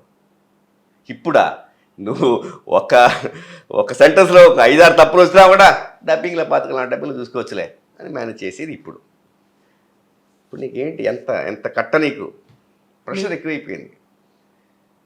ఎంత ఫుటేజ్ ఇస్తున్నావు చూసుకోవచ్చు. అలా ఎన్నేళ్ల పాటు సాగదీయాలి. ఎన్నేళ్ళ లేవండి, లేదా ఇప్పుడు అది లేదు. యూజువల్గా జీడిపాకం సీరియల్ అనే ఒక మాట ఉండేది కదా. మేము వచ్చిన కొత్తల్లో మేము కొంచెం ఎంజాయ్ చేసాం. అంటే ఒక కమిట్మెంట్, అమ్మ ఒక సీరియల్ వస్తే ఒక 2 ఏళ్ళు 3 ఏళ్ళు, అమ్మ ఒక కమిట్మెంట్, ఓకే నెలకి మనకి ఇంత వస్తాయి అనేది. ఇప్పుడా నెక్స్ట్ మంత్ మీకు ఆ సీరియల్ ఉంటుందనే చెప్పండి. అంత అన్సర్టనిటీ ఉందా? Yes, absolutely. ఎందుకలా అంటే క్వాలిటీ పోయింది. ప్రతి వారం వచ్చే టీఆర్పీకి వాళ్ళు భయపడి వాళ్ళు ఇంకేదో చేయాలి, సరిగ్గా ఉన్నదాన్ని మళ్ళీ మారుస్తారు, ఇంకా బెటర్ అని. సరిగ్గా లేనిదాన్ని మారుస్తారు. చేస్తుంటే వాళ్ళకి బిజినెస్ పోతుంది వాళ్ళకి. ప్లస్ మీకు అప్పట్లో చాలా తక్కువ సీరియల్స్ ఉండేవండి, అందరూ హెల్తీగా ఉండేవారండి. ఇప్పుడు ప్రతి వాళ్ళు ఛానల్, మీకు ఎన్ని ఛానల్స్ మీకు ఉన్నాయి తెలుసా? మీకు ఎన్ని ఛానల్స్, ఎన్ని లాంగ్వేజెస్లో ఉన్నాయి. అలా బాగాలేకపోతే ఫ్రాక్షన్ ఆఫ్ సెకండ్లో మీకు మారుస్తారు రిమోట్ మీరు. మరి ఎవరు బాగుపడతారు చెప్పండి? ఇది కంట్రోల్ ఉండాలండి. ఇది అప్పట్లో మా చిన్నప్పుడు మరి టీవీ మట్టుకు ఉన్నప్పుడు మరి ప్రతి వాళ్ళు, మేము మలయాళం సినిమా చూసేవాళ్ళం, తెలిగిపోయినా హిందీ చూసేవాళ్ళం, వాళ్ళు చూసేవాళ్ళం ఉండేది. ఏమండి ఆ రోజులు ఎంత బ్రహ్మాండంగా ఉండేది, వాళ్ళంతా బాగుండేవాళ్ళు. ఆ రామాయణం, ఆ మహాభారతం అవన్నీ అప్పట్లో ఇప్పటికీ మనం చూస్తాం కదండి. ఇప్పుడు ఈ ఛానల్ ఒక రీజన్లోనే ఈ ఛానల్ వాడు మహాభారతం, ఈ ఛానల్ వాడు మహాభారతం, ఈ ఛానల్ వాడు రామాయణం, ఈ ఛానల్ రామాయణం. కథలు మీరు చూడండి, మీరు ఏ కథైనా కొత్త తీస్తాడా? పిండిని రుబ్బే పిండుతూ ఏదో దేవుడి దయ వల్ల ఆ టీవీ సీరియల్స్ అనేది కొన్ని వేల మందికి ఉపాధి, అంతేగాని మీకు సాటిస్ఫాక్షన్ అనేది మీకు లేదు. చేసేటప్పుడే ఆర్టిస్టులకి అదే ఎక్స్ప్రెషన్స్, అదే గొడవలు, అదే ప్లానింగ్లు, అదే మిస్ఫైరింగ్లు, ఇవే తప్పితే మా అప్పట్లో ఒక సీన్ చేస్తే ఇంటికి వచ్చి అబ్బా బాగా చేసావురా, బాగుందిరా సీన్ అని అనుకునేవాళ్ళం అండి. హ్యాపీగా నిద్రపట్టేది, సాటిస్ఫాక్షన్ ఉండేది. Yes we have done something అని. ఇప్పుడా మీరు ఇంటర్వ్యూ స్టార్టింగ్లో ఒక మాట అన్నారు, ఆ, మా కాస్ట్యూమ్స్ మేమే తెచ్చుకోవాలి, మిగతావన్నీ మేమే. హీరోయిన్లను చూస్తేనేమో హైలీ రిచ్ కనిపిస్తారు, పాష్, మామూలుగా కూడా ఉండరు. ఆ ఆభరణాలు కావచ్చు, ఆ శారీస్ కావచ్చు, వాళ్ళు చేసుకునేటువంటి మేకప్లు కావచ్చు. యూజువల్గా ఎవరు మన మిడిల్ క్లాస్ ఫ్యామిలీనో ఇంకే ఇంట్లోనో కూడా ఆడవాళ్ళని అలా చూడం. అంత రిచ్నెస్ అనేది వాళ్ళలో కనిపిస్తుంది. మరి మీ మేల్ క్యారెక్టర్స్కి వచ్చేసరికి ఎందుకు ఇలా? మగాళ్ళు ఏమి వేస్తారంటే మగాళ్ళు కోటో సూటో లాల్చియో జుబ్బానో వేస్తారు, చాలు. నగలు వేస్తాయి. ఇక్కడ వేసుకోగలమా మేము గాజుల్లాగా? ఇక్కడ వేసుకోగలవా? అదేం లేదు. కాదు అంటే మావి మేమే తెచ్చుకోవాలి, వాళ్ళది వాళ్ళే తెచ్చుకుంటారా, వాళ్ళకి లేదు స్పాన్సర్స్ ఉంటారా? ఇప్పుడు వచ్చే జనరేషన్ చాలా తెలివిగా ఉన్నారు. అలాగే ఛానల్స్ కూడా ఒక ప్లస్ వాళ్ళకి, వాళ్ళు కొంచెం భరించడమో ప్రొడ్యూసర్కి రుద్దడమో చేస్తున్నారు. మ్మ్. వాళ్ళు ప్లస్ విత్ కాస్ట్యూమ్స్ ఒక రేటు, వితౌట్ కాస్ట్యూమ్స్ ఒక రేట్, ఇలాంటివి చాలా ఇప్పుడు వచ్చే జనరేషన్లో ఏ స్టేట్ అయిన వాళ్ళు చాలా క్లెవర్గా ఉన్నారు. యంగ్ మా టీంకి అని చెప్పుకునేవాళ్ళు గతంలో, మా మేకప్, మా హెయిర్, మా పిఏ అలా చెప్పుకునేవాళ్ళు. అలా కాదు, విత్ కాస్ట్యూమ్స్ అనేది కూడా లెక్క ఉంది ఇప్పుడు. ఉంది. ఏమండి మరి లేకపోతే దానికి ఎంత అవుతుందండి? ఇప్పుడు ఆడవాళ్ళకి ఆ జ్యువెల్స్ కానీ ఎంత ఆర్టిఫిషియల్ మీకు వేసినా కూడా అవన్నీ ఎంత కాస్ట్లీ అండి, చీరలు ఎంత కాస్ట్లీ అండి. ఇప్పుడు మీరు కథలు చూస్తే మరి మీకు అన్ని కోటీశ్వర్లు వాళ్ళు వీళ్ళగా ఉంటారు. అవును. దాని తగ్గ మ్యాచ్ అవ్వాలి. మన లొకేషన్స్ చెన్నైలో కన్నా హైదరాబాద్ బ్రహ్మాండమైన ఇల్లు ఉన్నాయి. మరి అంత రిచ్గా చూస్తుంటే మ్యాచ్ చేయాలి కదా, మరి అలా ఉండాలి అందులో కదా. రిపీట్ అవ్వద్దు మళ్ళీ. మరి సో కానీ ఏంటంటే లేదు. అప్పట్లో కొంతమంది పాపం వెతుక్కుని తెచ్చుకునేవారు స్పాన్సర్స్. ఏమంటే మీరు స్పాన్సర్ చేస్తే మీ పేరు వేస్తాం. నేను 2-3 తెచ్చుకున్నాను, అవి తక్కువైపోయాయి. ఇంకా కొన్ని ఉన్నాయి, కొంతమంది ఫాలో చేస్తున్నారు. ఇప్పుడు కొలాబర్ వచ్చిన కొలాబ్, అదే కదా Insta. సోషల్ మీడియా వచ్చిన తర్వాత ఇంకా ఇన్స్టా వచ్చాక కొలాబ్ అని చెప్పి బ్రాండ్ ప్రమోషన్స్, బ్రహ్మాండంగా ప్రమోట్ చేసి వాళ్ళకి కావాల్సిన కాస్ట్యూమ్స్ కానీ జ్యువెల్స్ కానీ మేకప్ అన్ని ప్రతిదీ అది ఇప్పుడు జనరేషన్ చాలా తెలివిగా ఉన్నారండి. మాకు ఇప్పటికీ అర్థం కాదు. ఇప్పుడే చూస్తున్నాను, ఓహో కొలాబ్ అంటే ఇదా, ఓహో ఇదా. బ్రహ్మాండంగా వాళ్ళు మంచి నా తెలివి పిఆర్ మేనేజ్మెంట్ అవన్నీ తెలియదు. చాలా చాలా క్లవర్గా ఉన్నారు. సో అందుకని సీరియల్స్లో ఏం మిగలదండి పెద్ద. ఏమీ మిగలదు, కాకపోతే బోల్డ్ అని ఎక్స్పీరియన్స్లను ఇచ్చింది. అందులో అయ్యో మధురమైన ఎక్స్పీరియన్స్లు ఉన్నాయి, భయంకరమైనటువంటివి కూడా చాలా ఉన్నాయి కదా. ఏ యాక్టింగ్ అంటే ఏమిటో తెలియదు. అలాంటి వాళ్ళం మేము ఈ లెవెల్కి వచ్చామంటే మరి టీవీ కదండి. డబ్బులు ఎదురిచ్చి మేము అక్కడ నేర్చుకున్నాం కదండి. ఇప్పుడు కొంతమంది ప్రొడ్యూసర్స్ డైరెక్టర్లు అందరూ కోఆపరేట్ చేయడం బట్టే కదా స్టార్టింగ్లో కొన్ని టేకులు తీసుకున్నా కూడా నేర్పించి వాళ్ళు మమ్మల్ని ఇలా చేశారు. ఇప్పుడు కొంచెం డెవలప్ చేసాం. లేదంటే మేము ఏమైనా స్కూల్ నుంచి వచ్చామా? లేదు కదా. ఎంతమంది school college of film acting ఎవరు వస్తున్నారు? సీరియల్స్ వాళ్ళంతా ఎవరు లేరు కదా. అందరూ డైరెక్ట్గా వచ్చేయడం, అక్కడ నేర్చుకోవడం, డబ్బులు తీసుకోవడం ఇలాగ. తర్వాత బట్ చాలా ఫాస్ట్గా పికప్ చేస్తున్నారు ఈ జనరేషన్ వాళ్ళు. భయంకరమైనటువంటి అనుభవం అనగానే మీకు జరిగినటువంటి ఒక హెడ్ ఇంజురీ, చాలా సీరియస్ యాక్సిడెంట్ అది. అవునండి. ఏమైంది యాక్చువల్గా ఆ రోజు? 2019 జూలై 1 లక్ష్మీ స్టోర్స్ అని మన ఖుష్బు గారిది. అప్పట్లో 4 లాంగ్వేజ్ చేశారు, తర్వాత అది వర్కౌట్ అవ్వాలి. తెలుగులో కూడా వచ్చింది. వచ్చింది. మురళీమోహన్ గారు అందరూ చేశారు. నేను ఎంటర్ అయిన కొత్తలో కూడా ఆ 4 లాంగ్వేజ్ ఉండేది. తర్వాత వాళ్ళకి వర్కౌట్ అవ్వాలి, సింగిల్ లాంగ్వేజ్ చేశారు. అట్లా నేను ఒక విలన్, ఖుష్బు గారు హీరోయిన్. ఆవిడ ఓ సెట్లో అలాగా ఆవిడని వాంట్ చేసి నేను వెళ్ళాలి. సో ఆవిడ వాంట్ చేశారు. వాళ్ళంటారా అంటే రౌడీలు అంటాను. వాళ్ళు ఒక 15 అడుగుల షట్టర్ని ఒక 20 అడుగుల పొడుగు దాన్ని లేపుతారు. లేకపోతే పైకి వెళ్ళి లాక్ అవ్వాలి. వీళ్ళు నలుగురున్నారు లేపారు. అది లాక్ అవ్వాలి. అక్కడ దాకా వెళ్ళి జారుతోంది. అక్కడ దాకా వెళ్ళి జారుతోంది. నేను చూడను కదా, నా చూపు మొత్తం ఖుష్బు గారి మీదే. నేను చూసి అలా వెళ్తున్నాను. నేను వెళ్తుంటే అది జారడం కరెక్ట్గా స్కాల్ప్లో పడింది, కండ 1 ఇంచ్ ఇక్కడ పడుంటే ఆ షట్టరు కొబ్బరికాయ చెప్ప పగిలినట్టు పడిపోయి స్పాట్లో చచ్చిపోయేవాడిని.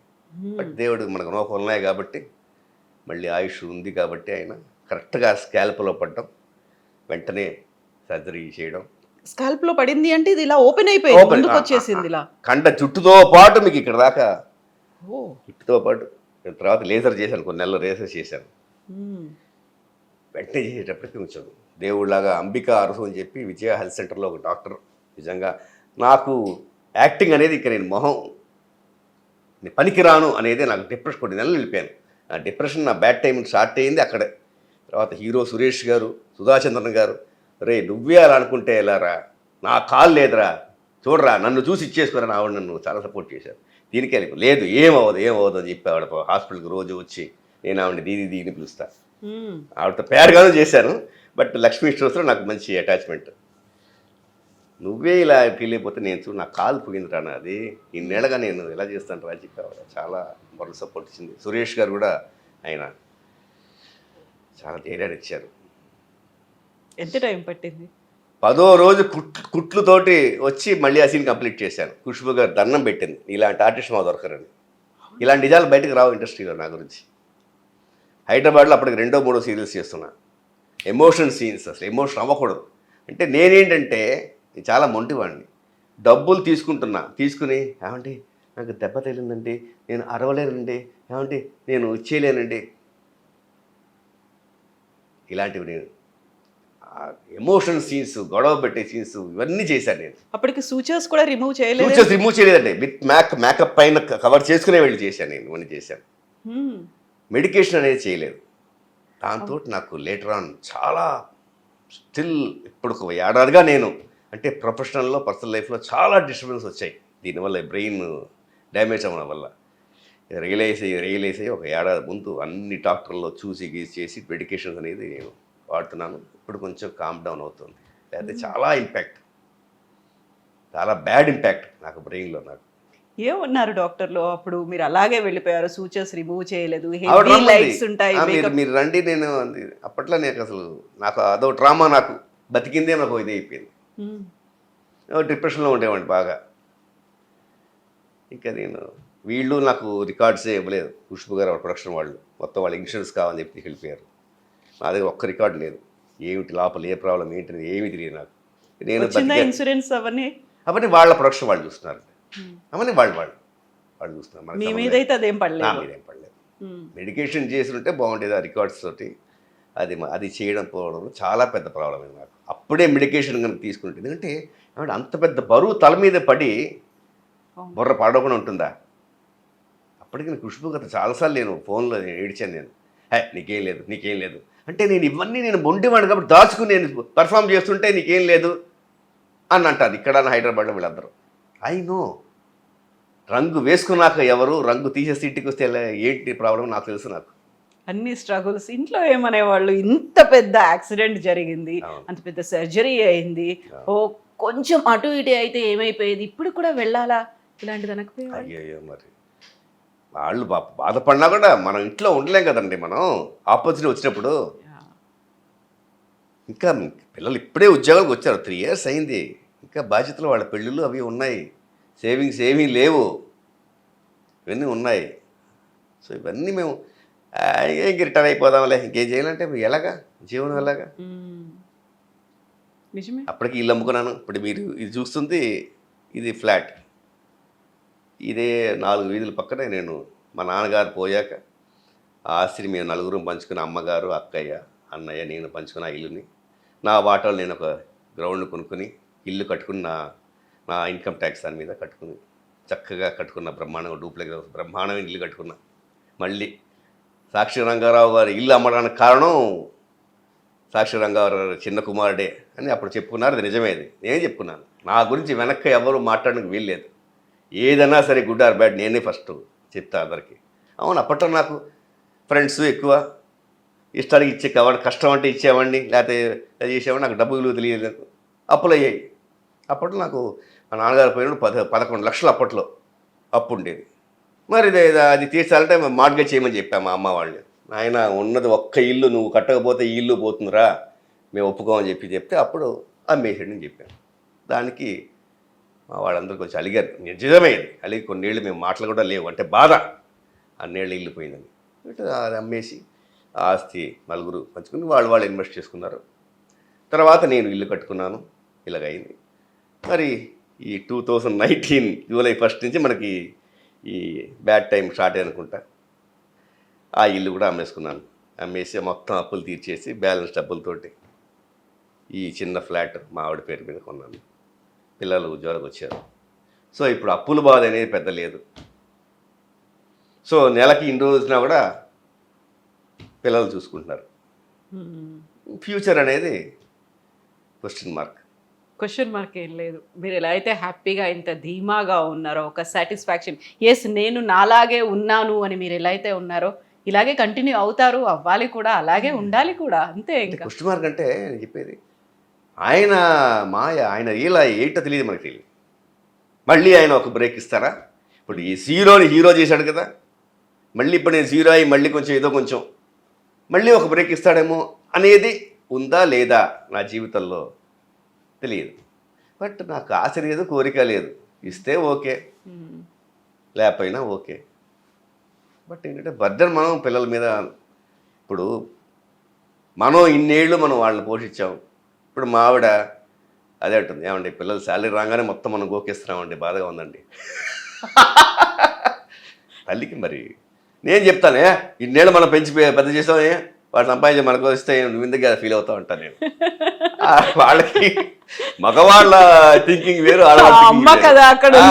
వాళ్ళకి నామోషి పిల్లల దగ్గర తీసుకోవడం. వాళ్ళకి నేనంటాను అదేం లేదు, ఇన్నేళ్ళు మనం పెంచి రెక్కలు ఇచ్చాం కదా, మనకి కొంచెం ఇదైనప్పుడు వాళ్ళు ఇవ్వాలి.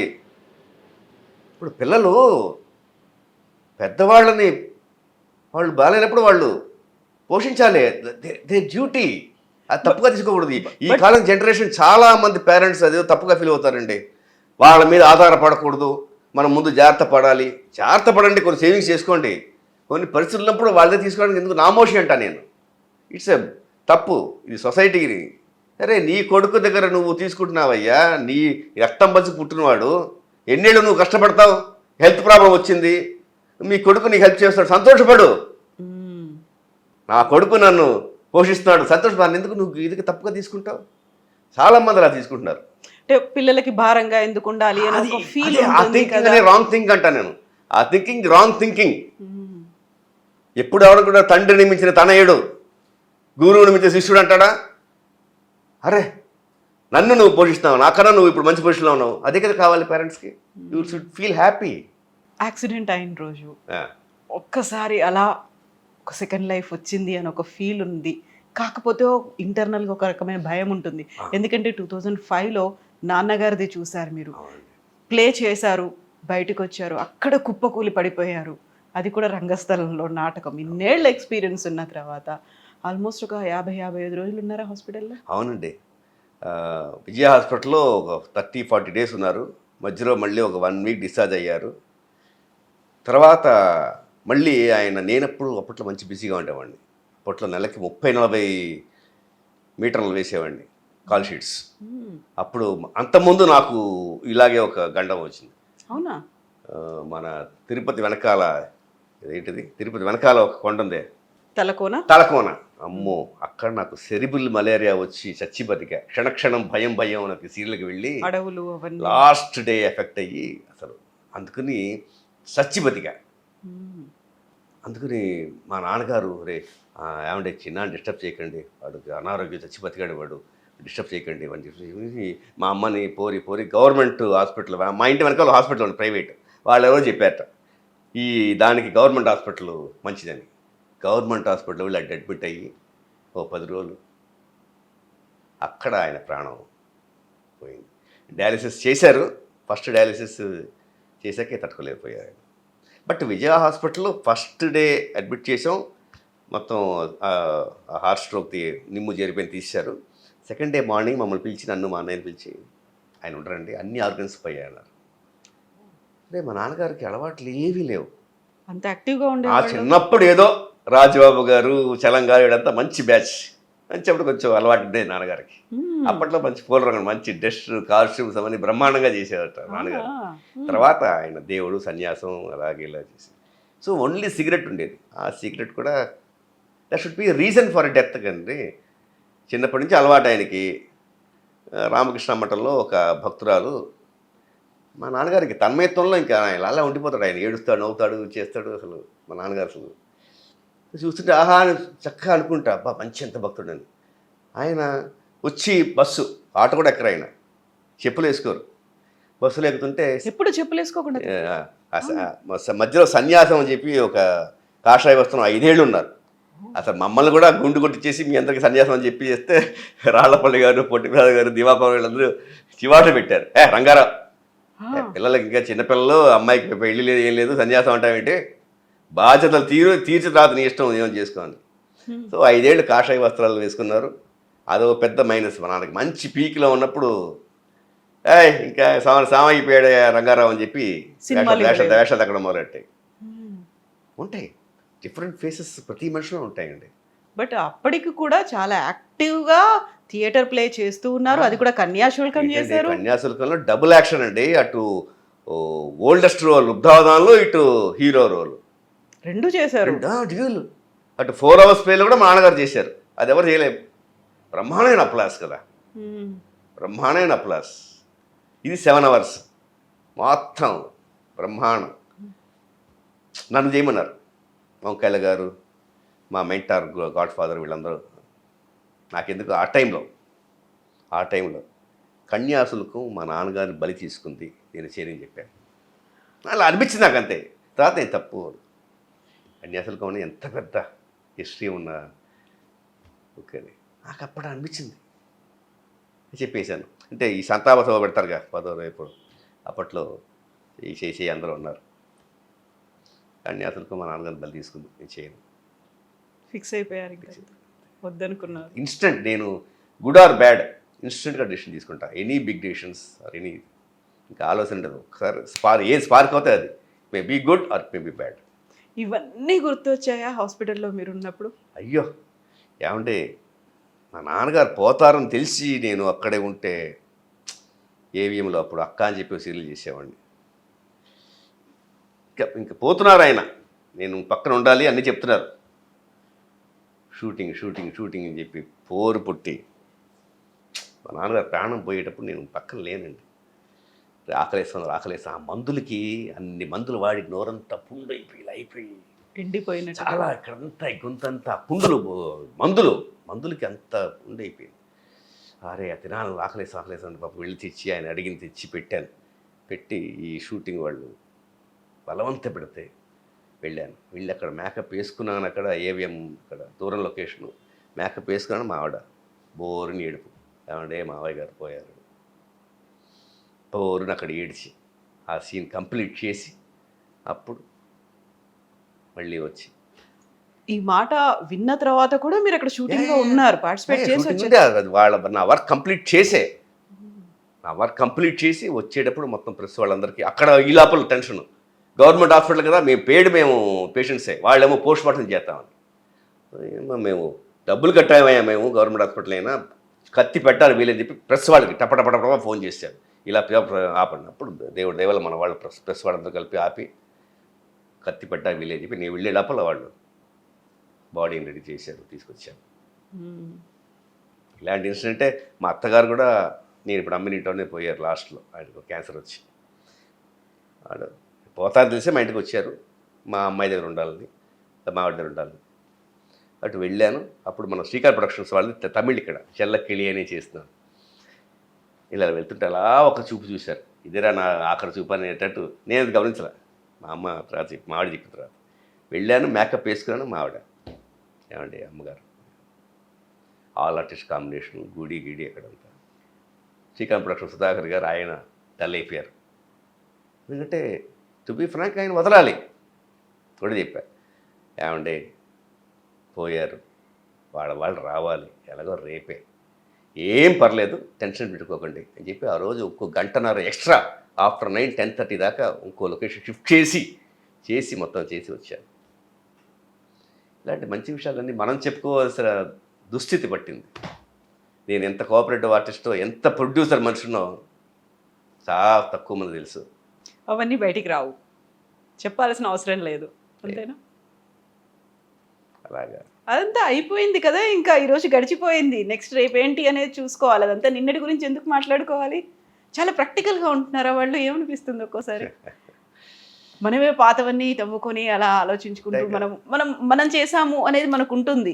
కాకపోతే మనం ఇంత కష్టపడ్డాము, ఎవరి కోసం కష్టపడ్డాము, వాళ్ళ వైపు నుంచి ఒక గుర్తింపు, ఒక అప్రిసియేషన్ ఉంది అప్రిషియేషను ఉంది.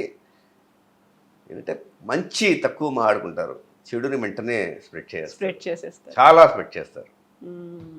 అది బాధాకరమైన విషయం. అందులో ఇండస్ట్రీలో మనుషులు ప్రతి ఫీల్డ్లోనూ ఉంది. బట్ ఇండస్ట్రీలో మనుషులు వాళ్ళ స్వార్థం కోసం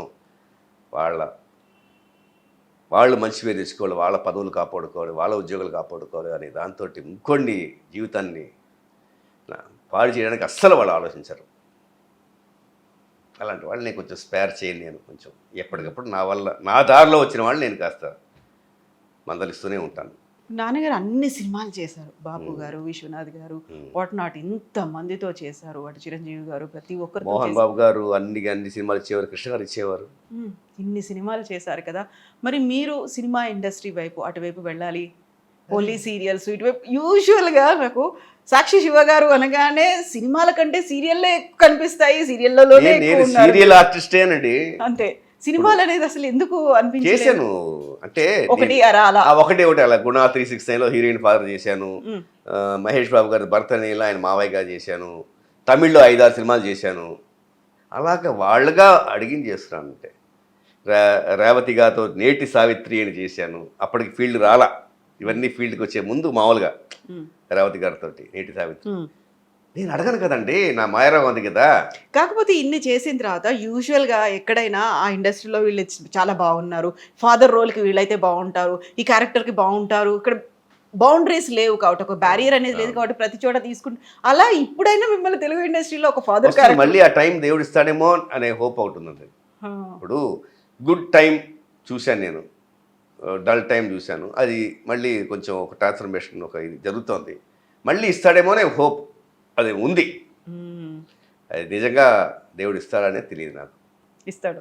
సినిమాల్లో, సీరియల్లో ప్రూవ్ చేసుకున్నాం, 25 ఏళ్ళు అయిపోయింది. సినిమాల్లో కూడా ఒక రౌండ్ దేవుడు ఇస్తాడు అనే ఒక హోప్ ఉన్నా కూడా ఎక్కువ ఆశ పెట్టుకుంటే మళ్ళీ ఎక్కువ అప్సెట్ అవుతామని చెప్పి నేను ఎప్పటికప్పుడు నేను కొంచెం ఓకే రైట్ ఇంట్లో మనం అలవాటు చేసుకోవడం, ఇది కొంచెం అలవాటు చేసుకోవాలి అనేది అలవాటు చేసుకుంటున్నాను. డిప్రెషన్లోకి వాటిలో వెళ్లకుండా దేవుడి వైపు చేసుకుంటూ, అటు స్పోర్ట్స్ వైపు చూసుకుంటూ నేను గడుపుతున్నాను. స్పోర్ట్స్ అనగానే మీరు ఒక బ్యాడ్మింటన్ ప్లేయర్, ఇప్పటికీ ఆడుతున్నారా?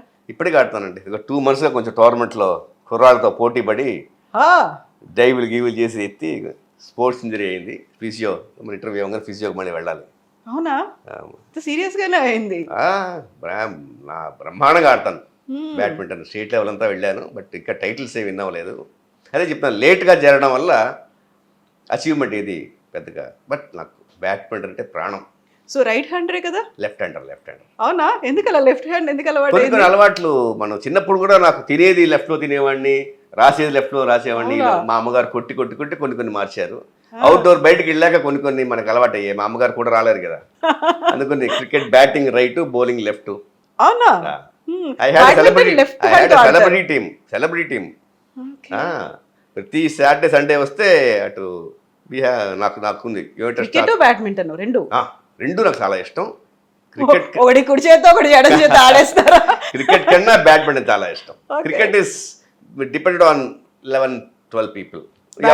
ఇండివిజువల్. అది సింగిల్స్ ఆడతారు, డబుల్స్. ఇప్పుడు డబుల్స్. టు బి ఫ్రాంక్, ఇప్పుడు డబుల్స్. ఓకే, 50s పైన అయిపోయింది కదండి. సింగిల్స్ ఆడితే మళ్ళీ మనకి ఇప్పటికే కొంచెం బ్యాక్ ప్రాబ్లం, మసిల్ ప్రాబ్లం, ఇవన్నీ డి విటమిన్ డెఫిషియన్సీ ఇవన్నీ బాగా ఉన్నాయి. అయినా మనం పట్టించుకోం. బట్ ఈ ఇంజరీ వల్ల ఒక 2 monthsగా బలవంతంగా ఇంట్లో ఉండాల్సి వస్తుంది.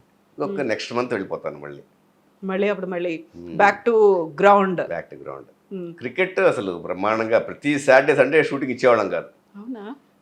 అంతా real tournaments, division level tournaments ఆడేవాళ్ళం. దాంట్లో హీరో జీవా, సూపర్ గుడ్ ఫిలిమ్స్ జీవా, వాళ్ళ అన్నయ్య జితన్ రమేష్, మన విజయబాబు గారు అబ్బాయి రమణ, అందరూ మా టీవీ ఆర్టిస్టులు, మేమందరం కలిసి రియల్ టోర్నమెంట్స్కి త్రూఅవుట్ ది ఇయర్ మేము టోర్నమెంట్స్ ఎంట్రీ ఇస్తూ ఉంటాం. తమన్ గారు, ఎస్పి చరణ్, వీళ్ళంతా సింగర్స్ గా ఒక బ్యూటిఫుల్ టీం ఉంది. జేసుదాస్ గారు అబ్బాయి ఉన్నికృష్ణన్, బ్యూటిఫుల్ టీం. అలాగా సాటర్డే సండే టోర్నమెంట్ ఉండలేకపోయినా మేము రియల్ మ్యాచెస్ ఆడుతూ ఉండేవాళ్ళం అనమాట. దాన్ని కొన్నేళ్ల ముందు మూల పెట్టేశాను. హైదరాబాద్లో కొన్నేళ్ళు చాలా ఏళ్ళ ముందు కరెక్ట్గా ఈ డీమానిటైజేషన్ చూసారా అప్పట్లో ఒక పెద్ద ఆయన ఎన్ఆర్ఐ మనకు ఈ క్రికెట్ 4 స్టేట్స్ ఆర్గనైజ్ చేశారు. Celebrity cricket league. Yes FPL CBL ఇది వేరు, ఎఫ్పిఎల్ అని చెప్పి ఆయన చేశారు రవిరెడ్డి గారిని. ఓకే. అప్పుడు మేము వెళ్ళి నాకు మ్యాన్ ఆఫ్ ద మ్యాచ్ వచ్చింది. అప్పుడు తమన్ గారు వీళ్ళందరూ మా టీం ఆడారు, మా చెన్నై టీం అనమాట. అదే లాస్ట్ క్రికెట్. దాంతో క్రికెట్ పక్కన పెట్టేశారు. డీమానిటైజేషన్ వచ్చి మీరు మొత్తం 4 స్టేట్స్ మ్యాచ్ షెడ్యూల్ అన్నీ క్యాన్సిల్ అయిపోయింది. స్పాన్సర్స్ మొత్తం వెళ్ళిపోయారు వెనక్కి డీమానిటైజేషన్ వల్ల. అందుకని ఓన్లీ సెమీఫైనల్స్ ఫైనల్స్ ఒకటి జరిపారు ఎల్బీ స్టేడియంలో.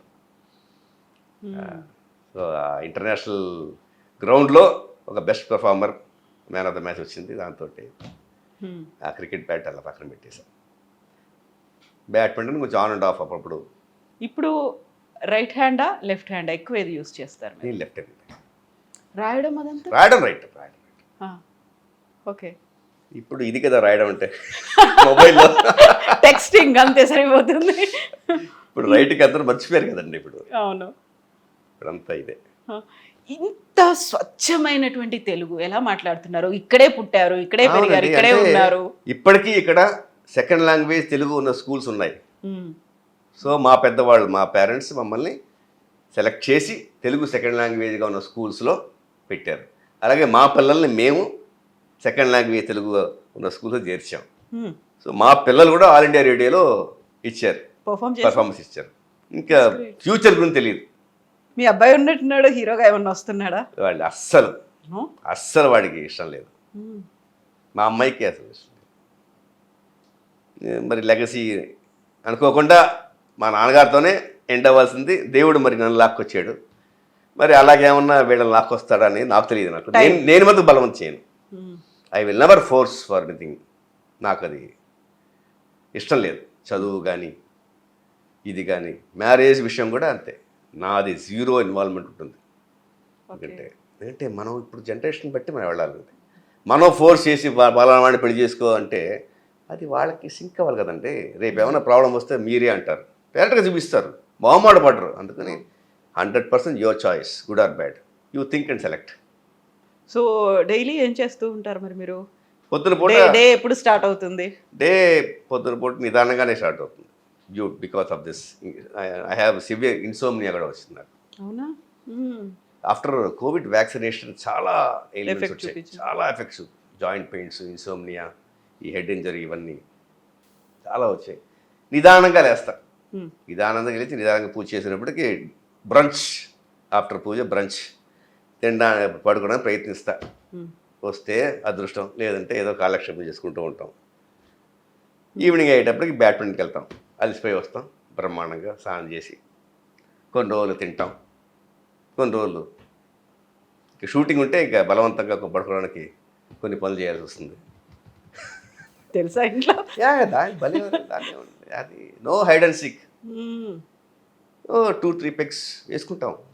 ఎందుకంటే మనం పడుకోవాలి కదా. నిద్ర లేకుండా 2-3 దాకా మనం మెళుకు ఉండి మళ్ళీ పొద్దు షూటింగ్కి మనకి డల్గా అంటే బలవంతంగా మనం అనివార్యమైనటువంటి డెఫినెట్గా ఇది నాకు ఐఎమ్ నాట్ అడిక్టెడ్.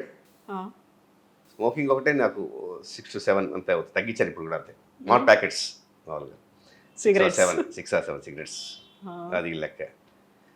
ఇదనేది మనకు షూటింగ్ ఉన్నప్పుడు నేను తీసుకుంటాను. 2-3 పెగ్స్ లిమిటెడ్గా మెషర్మెంట్ గ్లాస్ తీసుకుని. ఇంట్లో అయితే లేదా? ఇంట్లో లేదు. ఇంట్లో ఉంటుంది. నా మంత్లీ కోట తెచ్చుకుంటాను, నేను పెట్టుకుంటాను. ఇంట్లో ఉంటే ధైర్యం, లేదంటే అమ్మో బయటికి వెళ్తే.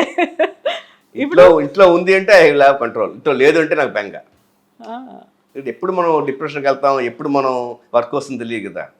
అలా ఉంది అంటే అలా ఉంటుంది. సిగరెట్ తాగుతారు, మందు ఉంది, అప్పుడప్పుడు నాన్ వెజ్ లేదండి. మా ఫ్యామిలీలో అసలు నాన్ వెజ్ అనేది, బ్రాహ్మణ్ కమ్యూనిటీలో పుట్టాం అలా అని కాదు, మా ఇంట్లో ఎవ్వరూ నాన్ వెజ్ అనేది లేదు. ఎప్పుడో మా అమ్మ బలవంతంగా చిన్నప్పుడు ఎగ్ బలం అని చెప్పి మమ్మల్ని కొట్టి గిట్టి పచ్చి గుడ్డు పోసేది. కొన్ని కుళ్ళిపోయిన గుడ్లు తిని తోక్కునేవాళ్ళు. అలాగా కొన్నిసార్లు ఉపనయనం వేశాక అది కూడా మానేశాను నేను. ఆ టైంలో చిన్నప్పుడు ఎగ్ బిర్యానీ ఇవన్నీ కొంచెం తినేవాళ్ళం. అమ్మ తినేవాళ్ళ? లేదు మా అమ్మగారు పక్క వాళ్ళు ఎవరో చెప్తే పెద్దవాళ్ళు అదే కదండి మాయరోగం వాళ్ళకి. మాయరోగం మంచి రోగం. వాళ్ళ ఆరోగ్యాలకి ఏమీ తీసుకోరు. పిల్లలు బాగుండాలని వీళ్ళకి జ్యూసులు గీసులు అవి ఇవి ఏదైనా వీళ్ళకి ఇచ్చేవారు. మా అమ్మ అలాగా. నేను మా అన్నయ్య మా అక్క కొన్నేళ్ళు ఆ పచ్చిగుడ్లు ఏదో తినడం, మళ్ళీ మానేయడం, దొక్కోవడం అలా చేసి కొంచెం ఎగ్ అలవాటు అయింది. ఇప్పుడు అది కూడా లేదు. ఉపనయనం అయ్యాక అది కూడా మానేశాను. What about kids? పిల్లలు కూడా తినరు? లేదు. ఈ పిజ్జా గీసాలు ఇవన్నీ వాళ్ళు తింటారు కానీ మాకు అది అలవాట్లేదు. ఓకే. మా నాన్నగారు అయితే అసలు బిస్కెట్స్ కూడా తినేవాళ్ళు కాదు. దాంట్లో కేక్ ఉంటుందని నేను కేక్ మానేశాను. అందులో ఎగ్ ఉంటుంది. ఎగ్ ఉంటుందని చెప్పి. ఓకే. ప్రస్తుతానికి ఈ జనరేషన్ వరకు అన్నీ పాటిస్తాం. పెద్దవాళ్ళు నేర్పించింది పాటిస్తాం. పిల్లలు కూడా పూజలు ఇవన్నీ చేస్తారు. మా అబ్బాయి చక్కగా చేసినవాడు. కొన్నేళ్ళగా మొత్తం అన్నీ మారిపోయాయి. లైఫ్ స్టైల్ అంతా మారిపోయింది. సంధ్యావందనం అవి ఇవి లేదు. మళ్ళీ దేవుడు వచ్చి ఉపనయనం చేయించేశారు. అసలు యాక్చువల్గా నాకేంటంటే వేదంలో పెట్టాలి అని చెప్పి 4 రోజులు ఉపనయనం చేశాను. కొడుకు. అవునా? 4 రోజులు చేశాను. మాదంతా ఒకరోజే. మన సత్యనారాయణ స్వామి ఉన్నారుగా అన్నవరం అక్కడ చేశారు. నాకు మా అబ్బాయికి 4 రోజులు ఉపనయనం చేశాను. ఏజ్లో కరెక్ట్గా వాడికి కొంచెం 7, 8 అది కాదు, కొంచెం లేట్గా చేశాను. 9, 11 అలా చేశాను. బట్ చక్కగా చేసుకునేవాడు. వాడి టైం కొంచెం డైవర్షన్, పిల్లాడు కదా అన్నీ మానేసాడు. బట్ నేను ఏం ఫోర్స్ చేయను. లోపల బాధ ఉన్నా కూడా దేనికి నేను ఫోర్స్ చేయను. మీ బాబు పూజ కూడా మా నాన్నగారు కన్నా నేను కొంచెం బ్రాడ్ మైండెడ్. ఆయన పిరికి వల్ల భయపడేవారు. ఇప్పుడు మేము ఎక్కడికైనా మేము వెళ్ళేటప్పుడు అమ్మో ఎక్కడ లేట్ అవుతుంది కదండి, ఆయన పడుకునేవారు కదా, మా అమ్మని పడుకునేసేవారు కాదు. అంత పిరికి, అంత భయం, అందరి గురించి కన్సర్న్. మనం కొంచెం బ్రాడ్ మైండెడ్. మనకు ఇప్పుడు నాన్నగారు అన్ని సినిమాలు చేసి ఇంతమందికి ఉన్నప్పటికి కూడా ఈ ఒక ఏజ్లో అందరినీ చూసిన తర్వాత చెన్నైలోనే ఉన్నారు, ఇక్కడే వచ్చారు, సినిమాలే జీవితంగా అనుకొని ఇంత దూరం వచ్చారు, ఏమీ సంపాదించలేదు, మిగతా వాళ్ళకి కోట్లు, కార్లు ఇవన్నీ ఉన్నాయి. ఒక ఏజ్ అనేది ఉంటుంది కదా, స్కూల్ డేస్, కాలేజ్ డేస్, సాక్షి రంగారావు గారి అబ్బాయి, వాళ్ళ ఫ్యామిలీ ఉంటుంది కదా, కొన్ని ఒక ప్రెస్టీజ్ అనేది చూస్తూ ఉంటారు. సినిమా అనగానే మనకు అన్నీ అలా కలర్ఫుల్గా కనిపించినట్టే ఇల్లు కూడా అలాగే ఉంటుంది, లైఫ్ అలాగే ఉంటుంది, కుటుంబంలో కూడా అందరూ ఇంత రిచ్గా ఉంటారు అనేది ఉంటుంది కదా, అనిపించేదా ఎప్పుడైనా అలా? లేదండి, మా దాంట్లో అసలు మా నాన్నగారికి అసలు అంత ఆశ లేదు. మా ఇంట్లో కూడా మా ఆడవాళ్ళకి కూడా, మా అమ్మగారు కూడా నగలు గిగలు ఈ రిచ్నెస్ అసలు రాలా ఎవరికి. అదృష్టం. ఇది ఉండడానికి నీడ, తినడానికి తిండి, అవసరానికి ఏసీ కాబట్టి ఏసీ. అసలు ఫస్ట్ ఏసీ కొన్నది నేను, నా డబ్బులతోటి, మా నాన్నగారి ఇంట్లో.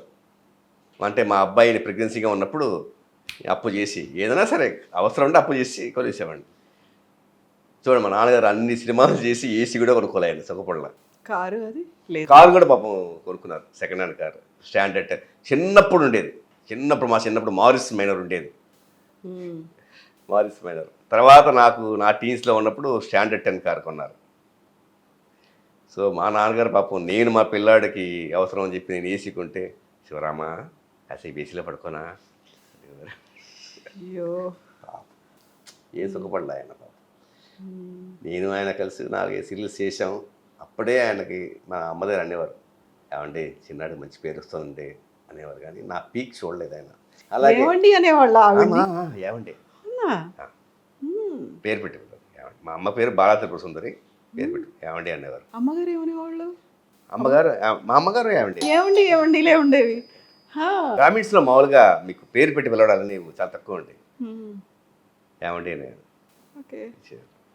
నా పీక్ చూడకుండా పోయారు ఆయన, అదే బాధ. అవును, మీరు మా అమ్మగారు పాపం చూస్తున్నారు, అయినా మా అమ్మగారికి మా నాన్న లేడనే బాధ. ఇప్పుడు ఫ్లైట్లో తిప్పిస్తున్నాం, మేము కారులో తిప్పిస్తున్నాం, ఇవన్నీ మిస్ అయిపోయింది. ఇంకో విషయం తెలుసా మీకు, నా కారు నేను అప్పు చేసుకున్నా, ఫియట్ కార్. మా నాన్న బతికుండా నా కారు ఎక్కల అప్పు చేసుకున్నామని. మా నాన్నగారు ప్రెస్ మీట్కి వెళ్ళొచ్చి కూలిపోయినప్పుడు మా నాన్నగారిని ఎత్తుకుని, అప్పుడు ఆర్టిస్ట్ మీనాకుమారి నాకు మంచి ఫ్యామిలీ ఫ్రెండ్, వాళ్ళ ఆయన మా ఇంట్లోనే ఉన్నారు, ఆయనది శాంత్రో కారు ఉంది. నేను తీసుకున్న ఆ కారులోకి ఇలా పెట్టుకుని జ్ఞాపకం వచ్చింది. మా నాన్న నా కారు ఎక్కడన్నా అడగదాన్ని, వెంటనే మీనాకు ఆయన దగ్గర, ఏమంటే మీ కారులో తీసుకెళ్ళండి మా అని చెప్పి ఆయన కారులో పెట్టించి నేను నా కారులో వెళ్ళాను. ఆయన ప్రిన్సిపల్ నేను ఎందుకు బ్రేక్ చేయడం, నా అప్పు చేసిన కారు ఆయన ఎక్కడున్నారు కదా, ఓ సెంటిమెంట్ అనేది ఉంది కదా. నాకు అప్పుడు స్ట్రైక్ అయింది.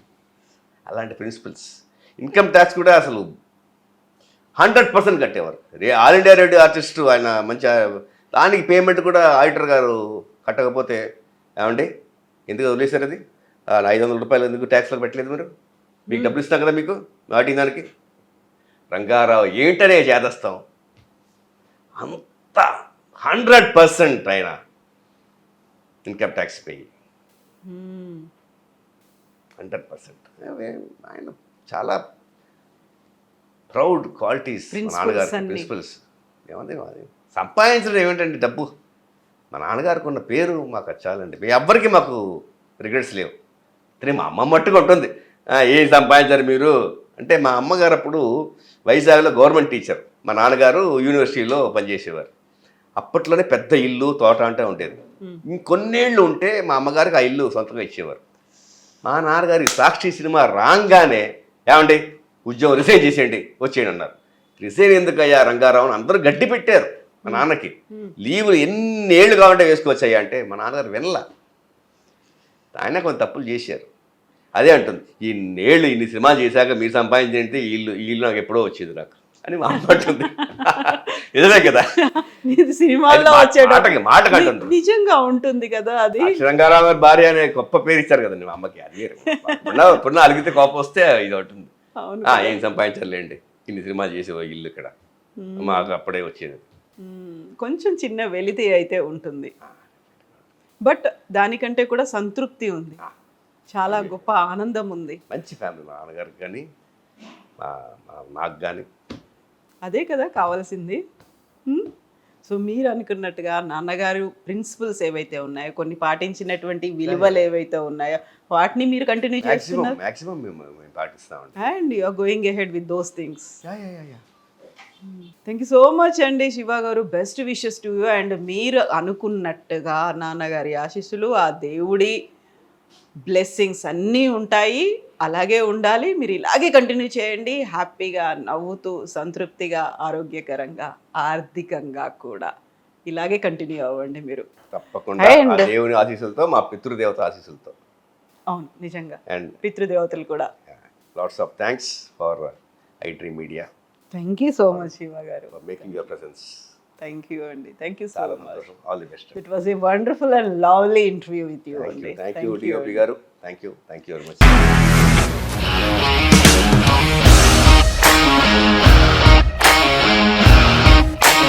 ఇండస్ట్రీలో కమిట్మెంట్ ఇష్యూస్ వస్తే నీకు కూడా వచ్చినట్టు. మార్నింగ్ తీసుకెళ్ళాలంటే కొట్టి పడేసాడు.